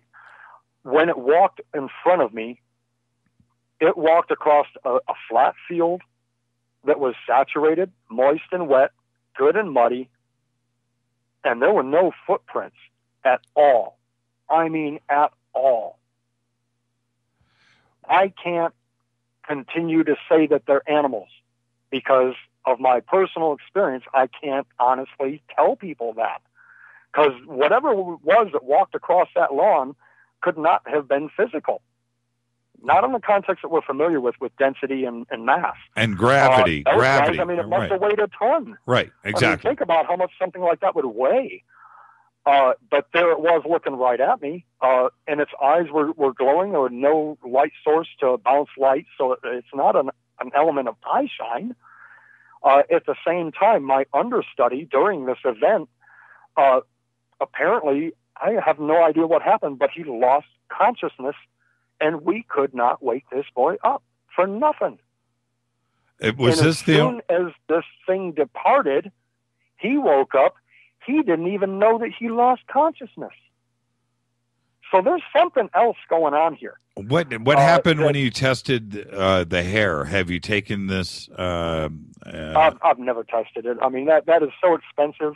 And right from the get-go, unless you have a confirmable element of DNA pattern, send it to Jeffrey. Send it to Jeffrey. Send it to Jeffrey Meldrum. He'll have it tested. I would not. I really don't have a lot of respect for him. I don't think he's an honest researcher. He himself, in a case in Alaska, collected blood and a chunk of tissue. The blood tested in the lab, unknown primate. The tissue tested in the lab, no DNA.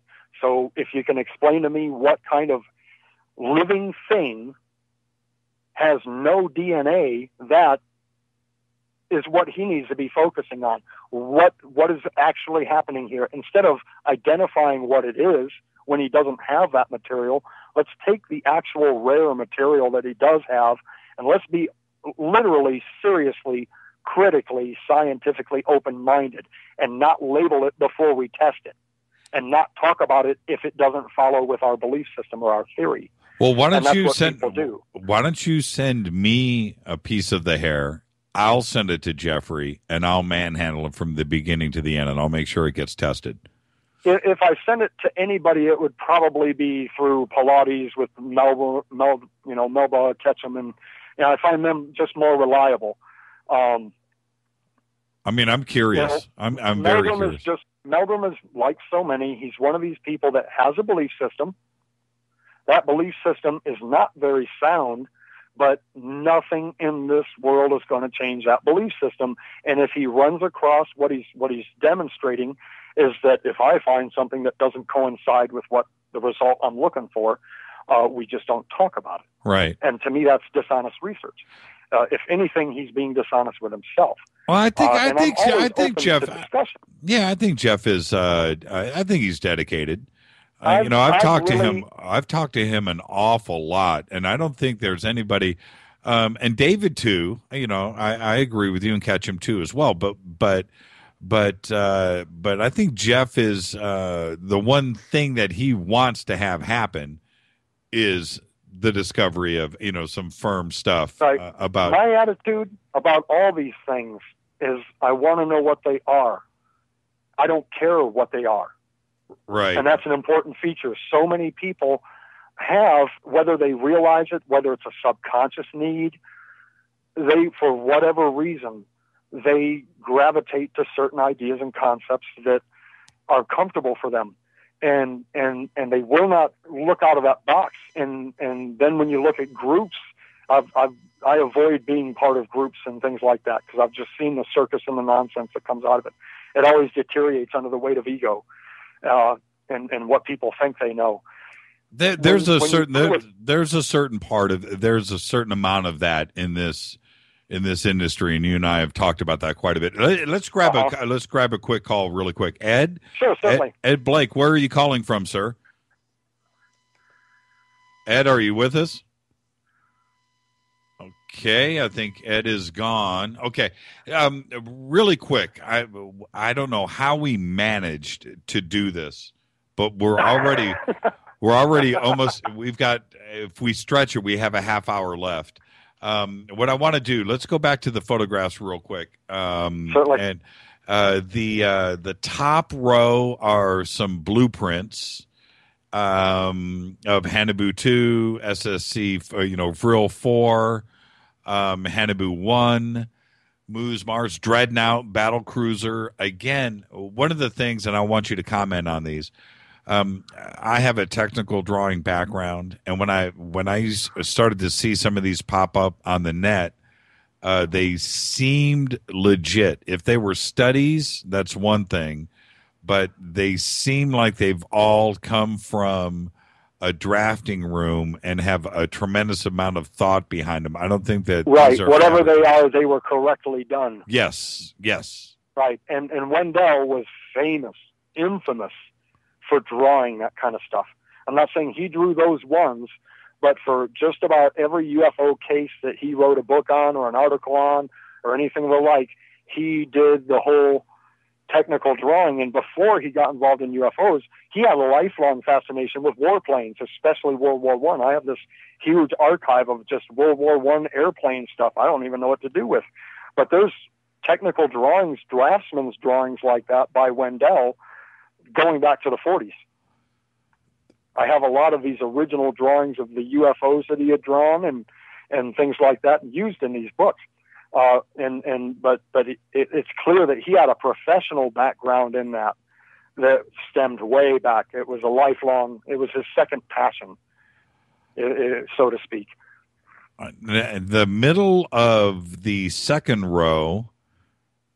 Oh, this is the Italian case. Oh, this is okay. Crash debris. This is the burned alien from the right. Previously known as Tomato Man. Yeah, Tomato Man. That's the most common name for it that I had seen. I have a videotape that is a raw videotape shot by Junichi Yale, I think is his last name. Yes. Junichi Yale. He was the primary journalist and producer that visited Billy Meyer and was involved there. But he's a very highly respected person. It has nothing to do with the Meyer thing as far as I can tell anymore. But he spent a period of years here in the United States and all over the world with Wendell, videotaping and interviewing witnesses and researchers and things. And I have this videotape. It's a raw videotape of them visiting Leonard Stringfield. Those of you that are familiar with him. Right. And he was the first person, I think, that specialized in crash cases.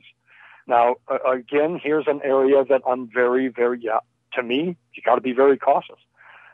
There's a lot of crashes, and these things seem to be falling out of the sky left and right. But nobody, again, like the Bigfoot, nobody's got anything to show for it, except for photographs that are, photographs really aren't proof. It's not really hard evidence. And a lot of people don't understand that. They base everything off of what their eyes see. And they don't understand that is not really hard evidence. Hard evidence would be like a piece of machinery or a piece of biology, something that we can actually physically really test firsthand and determine whether or not it's from this planet or whether or not it's known. And apparently that's where those photos originated. And to hear Leonard Stringfield say it, this is an authentic case. But I've noticed when I was photographing those that Wendell has written on them rhesus monkey. Yeah, I see that. Now, Wendell was an intelligent man, but there are some things that he said and did that just kind of blow my mind. Yeah, that's not a rhesus monkey. If you know the smallest thing about biology, right. That is not a rhesus monkey. I don't know what it is, but I know what it's not. It's not a horse, and it's not a rhesus monkey. Now, the next photograph, we're going to run out of time, so I want to get to as much of these as possible. This is the BMW page with the Flugzeug cover. Now, with you had said earlier that Wendell possibly could have drawn those other. I would be severely bummed if he did. But these are the BMW drawings of the BMW craft, and these are from the magazine, correct? Right. These aren't something that Wendell drew, but he did this a lot. He did that kind of schematic drawing. Sure, technical drawings. Outside of this collection, I've never seen this publication before, but it piques my interest. Unfortunately, there's no shot available of the internal page that has, the copyright date and things like that kind of give you an idea of where to start looking for a copy of it. I haven't really spent any time with it. I suppose where I would start would be I would translate the name of it. What is that, Flugzeug? Yeah, I'm going to... I don't speak German at all. I'm going to turn my turn the Fadernauts over to this. Flugzeug, you can see it, Flugzeug. Zeug.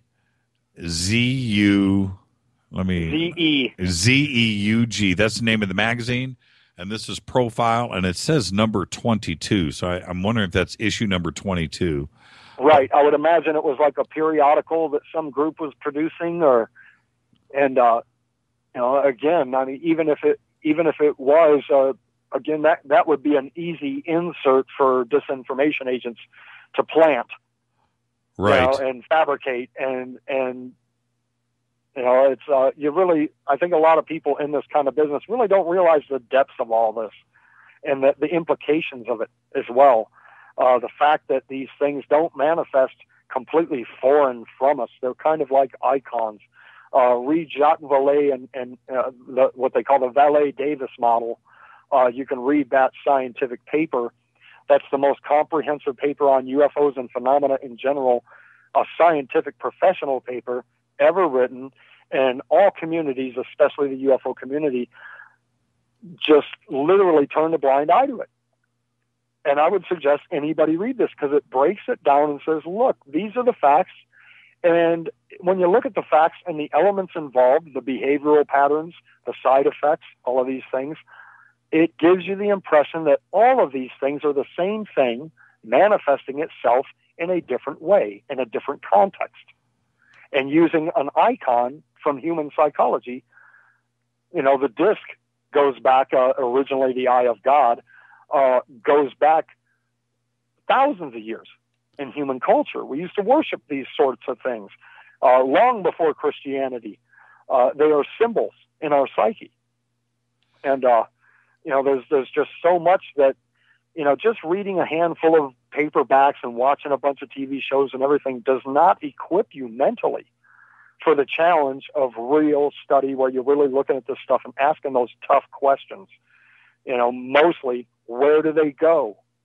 Where do they go? But as John Keel pointed out, all of these things have always been here. So let's get one thing straight. If it's always been here, it's not foreign. It's domestic.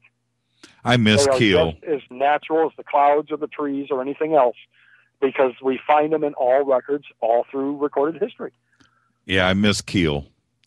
I miss Keel every day. Just one of my absolute favorites. I read every John Keel book I have, which is all of them. Outside of his fiction, I don't read any of his fiction, but I read them twice a year. That's how highly I place them in importance. Yeah, him, McDonald, two guys that. One thing he said in Our Haunted Planet really hits the nail on the head. He said, if UFOs are here to save us or to help us in any way, they're really doing a bang-up job of it. I mean, look around. And he wrote this back during the Vietnam era. Well, you know what, though? Check this out. Somehow, we've managed to not have a nuclear exchange. Somehow, that has always been averted. Somehow, it's always been put back in check. Somehow, it just hasn't happened. So when you say something like that, and I agree with you, the world is a pretty screwed up place at the moment, but it's also pretty great too, in the same regard. So, and we've managed to not have a World War III, and I really believe that we won't. All right, let's jump to the bottom row. Let's get to the good stuff here. Now,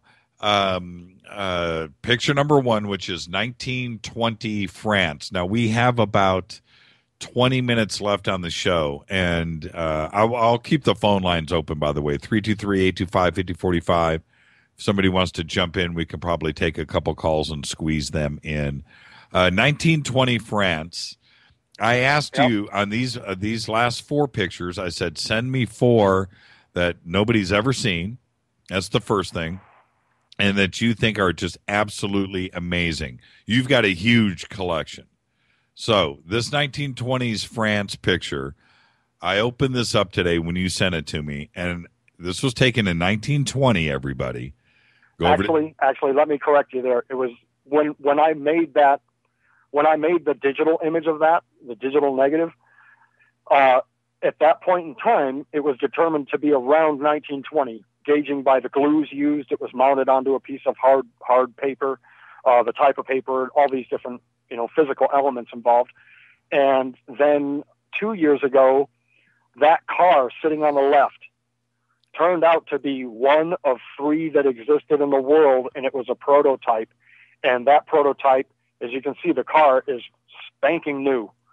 And that prototype was manufactured in 1904. So it's now believed that is 1904 or somewhere close to that. It looks so like a little bit earlier. It looks like a Rolls Royce. The front grille. What kind of car is it? I have it in my notes. I can't remember offhand off the top of my head. No, that is not 1920. I can tell you. That's like an expert in cars. No. Because to me, all those old cars they only came in black and they all look the same to me. Right. Well, I can tell you I am an expert in cars, and I can tell you that just from the headlights alone and the front grille, the radiator. That's before 1911. Okay, and the folding windshield. It's got gas lamps on the where the rear view mirrors are. That's an old car. That's an old car. And the coach lights on it appear to be the same coach lights used on actual coaches, like horse-drawn coaches. That's what I'm talking about. Back at that point where they were still using parts from the horseless, the horse carriage, and applying them to the horseless. Yeah, those are and gas. One thing that struck me as cool about that car is it's got both the coach lanterns, which are oil or gas run, right, and then it also has the newfangled electric headlights on the front. Right. Yeah, I'm gonna guess and say, well, definitely 100% before 1911, for a couple of different reasons. Now back to this image. What the heck is that? It's very large. It's about a half a mile to a mile behind the house. That's what the analysis imaging implies. The softer edges of it. It looks like, my first thought was it was like right over the property, but it wasn't. It was once I had it imaged, and it was imaged in a massive file. It appears to be quite a distance behind the house. So if that were actually above the chateau itself, that mansion sitting there, it would probably span the width between the trees. Yeah, you can tell it's definitely a large object in the sky. Right. And it looks like nothing I've ever really seen before as far as, descriptions of alien craft. It looks... I've seen 2 UFO photos in the past that look like an upside-down funnel. They got some kind of shaft coming up the top like that. But it is very rare. I know of at least 2 that exist. But that's definitely the clearest one of that type. And that's another thing that the UFO community doesn't want to address. Is everybody coming here? 80% of all UFOs seen and described are one of a kind. And then there's a handful of common ones, the metallic disc, the white orb, the glowing disc, things like this that are common. But the bulk of UFOs all through history are one of a kind. They're completely different from one another. And if you contemplate the possibility that our own psyches are directly involved in some way, I'm not saying we're imagining it, saying that there's a mechanism in play here that our physics is just now starting to understand. But if each individual mind is as individual as a fingerprint, because your brain is programmed through your experience and everybody's experience is different, then that might account for why there are these subtle differences. For instance, a lot of people will tell you, why is abduction real? Well, because all these people have the same experience and the same aliens abduct them. That's not true. If you look at it very distinctively, similar aliens abduct all these people, but most of them are very different from each other when you look at the fine details of their description. The basic shape and form, the big head, short, bald all over, no penis, big black eyes. All of those things are typical and common, but all the little side dressings are slightly different, and what goes on during that abduction is slightly different. And it may be another indicator that lends credibility to the transmogrification theory that John Keel had, that somehow there's this force, whether it's coming from us or from beyond. There's this force that taps into our mind and stimulates portions of our mind in a psychic way, and then draws information and manifests itself to fit the model that is in your subconscious psyche. This picture is phenomenal, and I've never seen it before. I've never seen it on the net. I have looked and seen just about everything out there. This is pretty badass. This is that's an amazing picture. Absolutely amazing. That France photo is without question, in 25 years' time, that is my all-time favorite artifact. And I had many people try to buy that off me and bribe it off me for years and years and years. And I had always said, this one I will take to the grave. I can see why. It's the original. The original is 14 by 18. It's really a photograph that big for that time period is very rare in itself. Well, and it's not only the craft itself, and you can tell the way that the depth of field is there, that it is sitting in the background, but it is how everything else is represented in the photograph. It is crisp and clear, and yeah. Back then, there weren't amateur photographers, and there weren't photo labs. A photographer literally had to be a scientist. Yeah, he had to be a lab technician and mix his own chemicals and do his own developing. And undoubtedly, the guy that took the photo. My presumption is, okay, it's readily apparent that wherever this is, a wealthy family owns this property.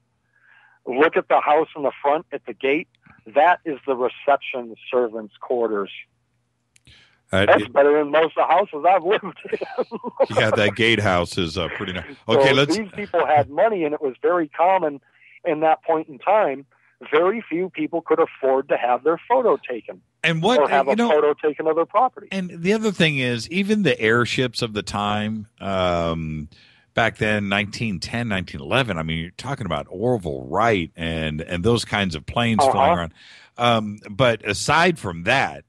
What kind of airships were flying there? It just doesn't look like anything. Yeah, that's an extraordinary picture. I don't know what to make of that. That's pretty good. Let's go to the next one before we run out of time. This is 1909 in Hawaii. That is a rice field. It's actually shot somewhere around 1905 or previous, and then over the years, different companies, you know what a stereo view is. Yes. For those of us listening out there that aren't as old as we are, unfortunately, a stereo view is what people used to use before cable in the Victorian age, and it was really very much similar to a Viewmaster. You have a forward depth photograph focus, and then a slightly further depth photograph focus with a stereoptic camera that takes two photos, 2 frames, and you put the two together on a card side by side and look through a viewer, and your eyes get kind of cross-eyed. It's like the magic eye effect on posters and things. Right. And it blends those 2 images together to produce a 3D image. So when it comes to authenticating UFO photos, 3D is really the way to go. That is good hard photographic. It's as good as photographic evidence can get. And again, no one had ever heard of UFOs, but you can clearly see that there is a dome-shaped object. When you're looking at the actual card, it is a dome-shaped object with a flat bottom and has 2 yellowish-red headlights on it. You can't really see them too clearly on this image, but you can see that with the naked eye when you're looking at the actual card. And one could say, well, that's a printing flaw, because this one was printed as opposed to a real photo stereo view. Well, if it were a printing flaw, it wouldn't exist in both photos, you see. If it were a negative flaw, it would only be in one frame. If it were a speck on the lens, it would only be in one frame. The fact that it's in the same position, identical in appearance on both frames, validates this was a real 3D object when the photo was taken. And you can further that one step further by the fact that there is all these people in the background. That's a close-up shot. But there's all these people working in this rice field. You know, they're all just like migrant workers working a rice field, very typical. But this one guy has stopped what he's doing, and he's standing there looking directly at this thing. It gives you the impression that he realized there was something odd in the air, and he's standing there thinking, what the hell is that? I mean, that's the posture that he has. It's unmistakable. And if you follow the brim of his hat as a guideline to the direction of his sight, it goes in a direct line to that object. So you not only have an object in the photo, you have an artifact in the photo manifest by a person that appears to be paying attention to it. It reminds me of that there's something there. It reminds me of that other picture that Wendell used to show. It was like a street in China with the entire street. Everybody's, traffic stopped and everybody looking down at the end of the street. Everybody's just kind of standing there looking at it. Right, and that was in the early 1900s too. That picture. Right. And people mimic stuff all the time. Nowadays, if I see a UFO photo and there's a guy in that photo pointing at it, I don't even consider it. It goes on the bottom of the pile. That's not how people respond. That's not how people behave. That's how people behaved in the 50s. But it was also demonstrated by a variety of different researchers in the 50s that you can fabricate a UFO and have a person pointing at it. Right. If something truly phenomenal is happening, you don't really need to point at it. You know, it's readily apparent. Right, So, right. But that's the thing, is that people that fabricate things, especially people that aren't really interested in, they're just messing with UFO people as opposed to UFO people perpetuating a fraud. They don't study UFOs, so they mimic what they see. Same thing with Bigfoot research. You can make a fake Bigfoot footprint, but I guarantee you cannot manufacture a fake Bigfoot footprint that would fool me for 4 minutes. Liam just posted. Liam, a series of footprints. Liam Boyle just posted. He goes, "This is on Twitter." He says, "If Joe is right, I'd be seeing UFOs shaped like boobies." Right. And he's absolutely. I'm sure there are guys out there seeing just that. And again, that's like a mundane response that narrows it down into a specific window. And no one is saying it's an exact science. It's just saying that this is an area that we really need to consider. What is the primary discipline of science, or investigation for that matter? Right. All possibilities must be considered. Right. And people aren't doing that. They're looking at very limited, very narrow possibilities without the equipped background in psychology and you know, physics and things like this. You know, I've said it a million times, Joe, and it's the truth. When it comes to ufology or the paranormal in general, just paranormal, everything is on the table. Do not tell me that, no, not this, but that, no, it's all on the table. I don't care. The fact that there's a pattern that these things tell people what they already think, some people immediately respond mentally to that, to deception, because that's how we equate that. Or disinfo. Yes. I don't think it's an aggressive deception as much as it might be a form of communication or symbolism. Could be. That we're just not getting. We're just not understanding it. Could be. And so when they mirror us, maybe they can't communicate on the level that we can, that maybe we can't digest it, period. So maybe they're using symbols in our minds to ease that in and to open that concept up, but we keep mistaking it and taking it verbatim.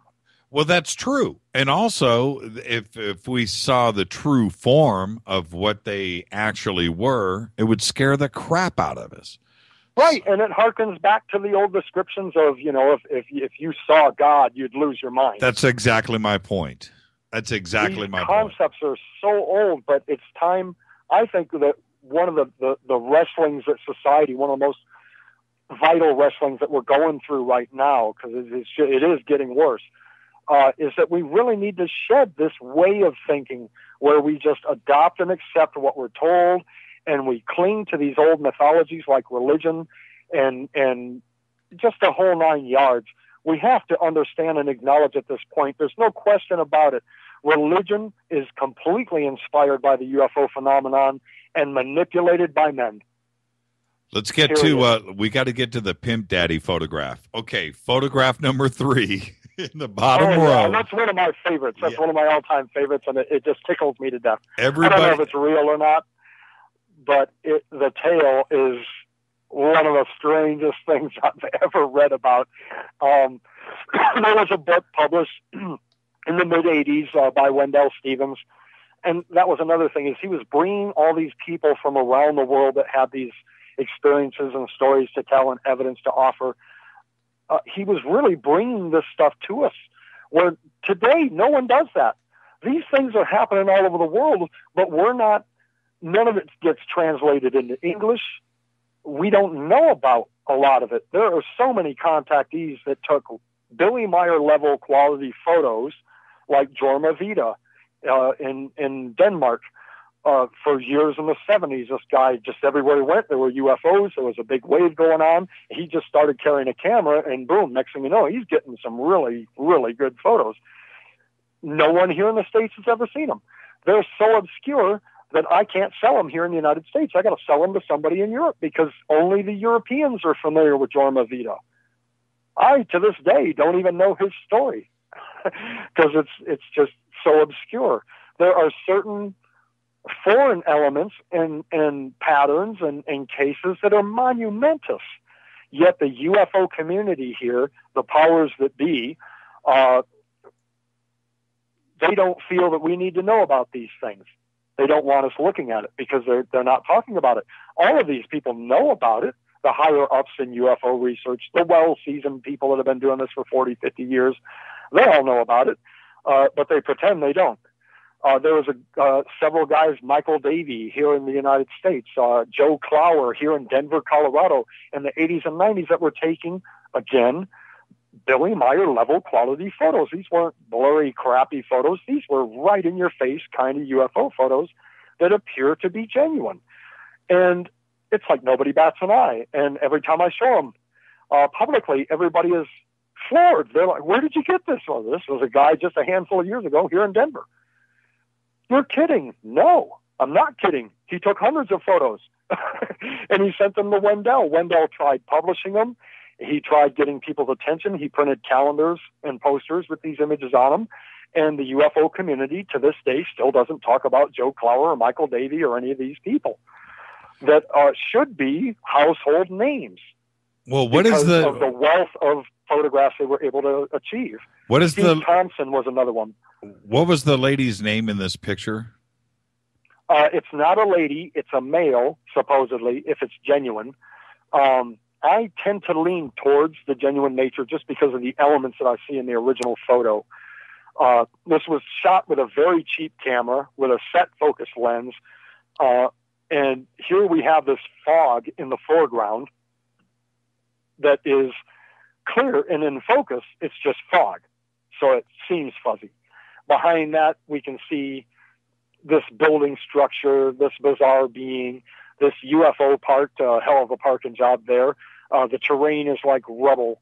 And the thing that strikes me as odd is everything is in focus except Rama. He is the only thing that's not in focus. And again, if these things were quasi-physical, as John Keel speculated, if this were an element of transmogrification, manifestation, for those that don't understand what that word means, that's the sum of it.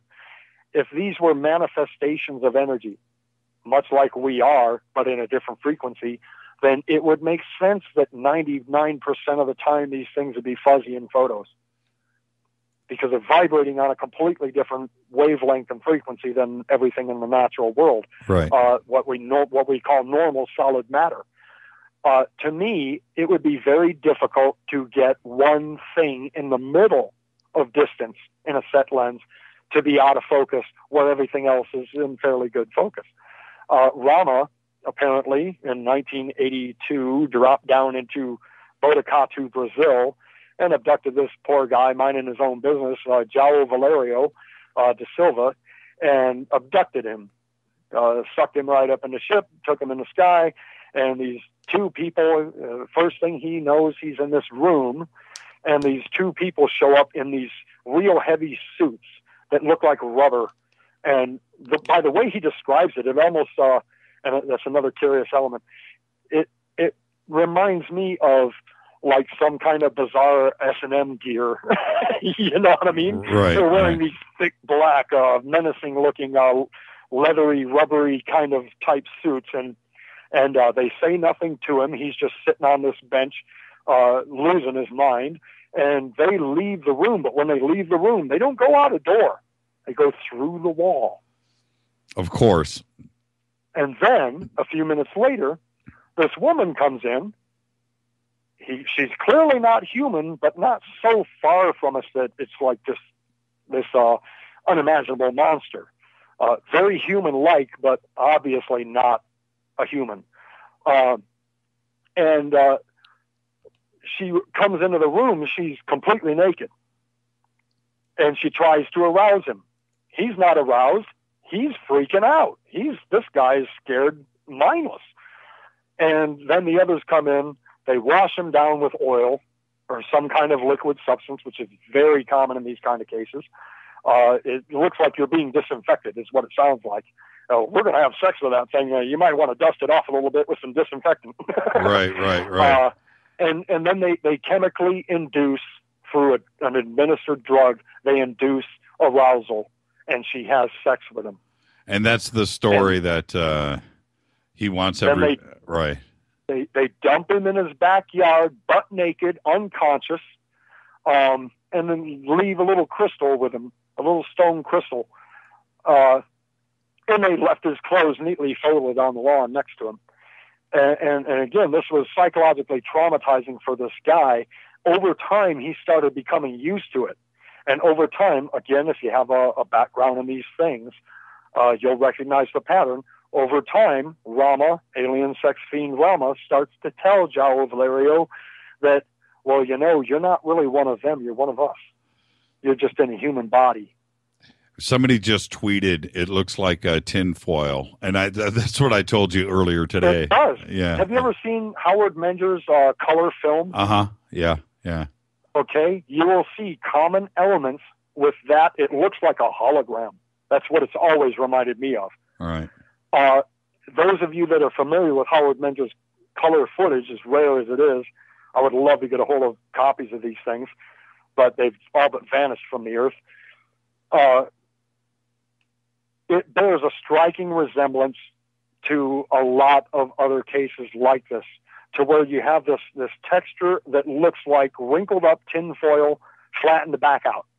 Yep. You know how when you wrinkle aluminum foil, there ain't nothing in the world you can do can make it perfectly smooth again. That's right. And that's what these things remind me of.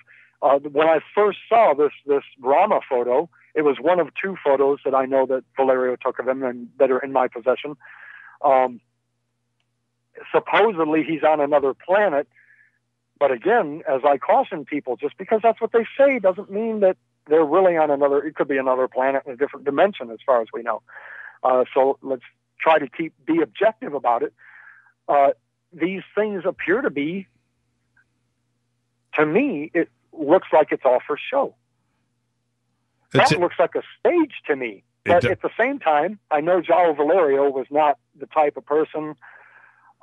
He did not have the resources to set up a staging. But the world that Rama claims is his world, to me, looks artificial. So he may be playing a mind game with the abductee and telling him, this is where I come from. Or he could be inside the earth. I mean, who knows? Who knows what technologies? We can make technologies now that can cause hallucinations so vivid that you can't tell the difference. Let's get to the last picture. We have 2 minutes. 2 minutes. This is the Pentagon, 1948. It looks to 49. Me. What's that?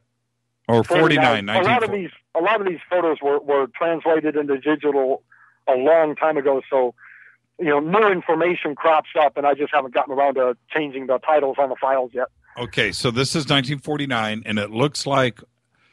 Well, I'll let you tell me. Is there three saucers above the Pentagon? Is that what I see? There are 3 discs above the Pentagon in a triangular formation. Right. And this was taken the 4th of July, 1949, by a couple that were just driving by the Pentagon, and they had just obtained a color film, which was rare. In the 40s, you had to have a few bucks to have color film existed. It's just that nobody could afford it. So if you were a little bit financially stable and a little bit better off, then you could afford color film. Well, I had met this guy that was digitizing the family's photos and putting them on disc so that the whole family, and a lot of people are doing that nowadays, going through all the old family photos and scanning them and putting them on disc. And he had this uncle that had given him a whole box of maybe 2,000 slides of the family's history, and he ran into this one. And he had read an article about me somewhere or something, and eventually sent me an email and just showed it to me and said, you can use this for whatever you want, but what do you make of this? And I said, well, it's UFOs over the Pentagon. It's have you enlarged? And then on the right, you can see a dark object that is blurred because it's in motion, like Right. it's rushing to the scene. Right. But it's a UFO of a different type than the other three. Have you enlarged this? Yes, I've looked at it very closely, and it has every signature of what I would expect in a photograph that contained UFOs. The unfortunate part is I'm going to have to wait till this guy's uncle passes away before I can obtain it, the original. And you can't really analyze with this guy's digital image.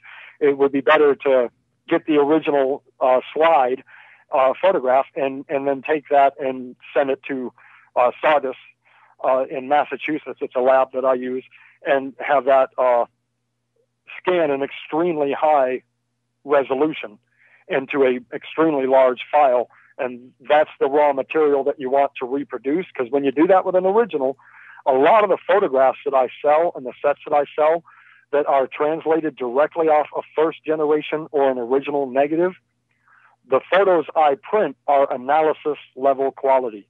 You can analyze these. And that's the hardest thing to get a hold of in UFO photographics, is photos close enough to the original that you can, actually effectively analyze them. And so this guy, until I am able to obtain the original slide, you can't really analyze it. And his uncle has made it really clear that he just doesn't want to sell it. He doesn't really want to be involved in the UFO thing. It's just like a neat part of his history. His wife shot the photo. She's long since passed, so it has personal value to him. They noticed it back then and got a good chuckle. She saw these things and took the picture as they were driving down the street, and it turned out fairly good for a car that was in motion and for the time period and the equipment they had. And but he doesn't want to let go of it. I'm presuming that his nephew will probably be willing to sell it to me for study. His nephew wants it studied. He thinks it's really neat and fascinating, and it kind of turned him on to the UFO thing. It was really his personal first-hand evidence that he knows his uncle well enough to know that he's not lying, that he didn't make this or anything like that. If this is what his uncle says, he believes it. And I think that's true for most of us. It's one thing when you hear these things from some weirdo from who knows where, you got to take it with a grain of salt. But when a close friend or a close family relative takes you aside and tells you something that they've personally experienced, we tend to give it a little bit more credibility. Especially if that person in our family or in our circle of close friends, you know them to be honest and reliable.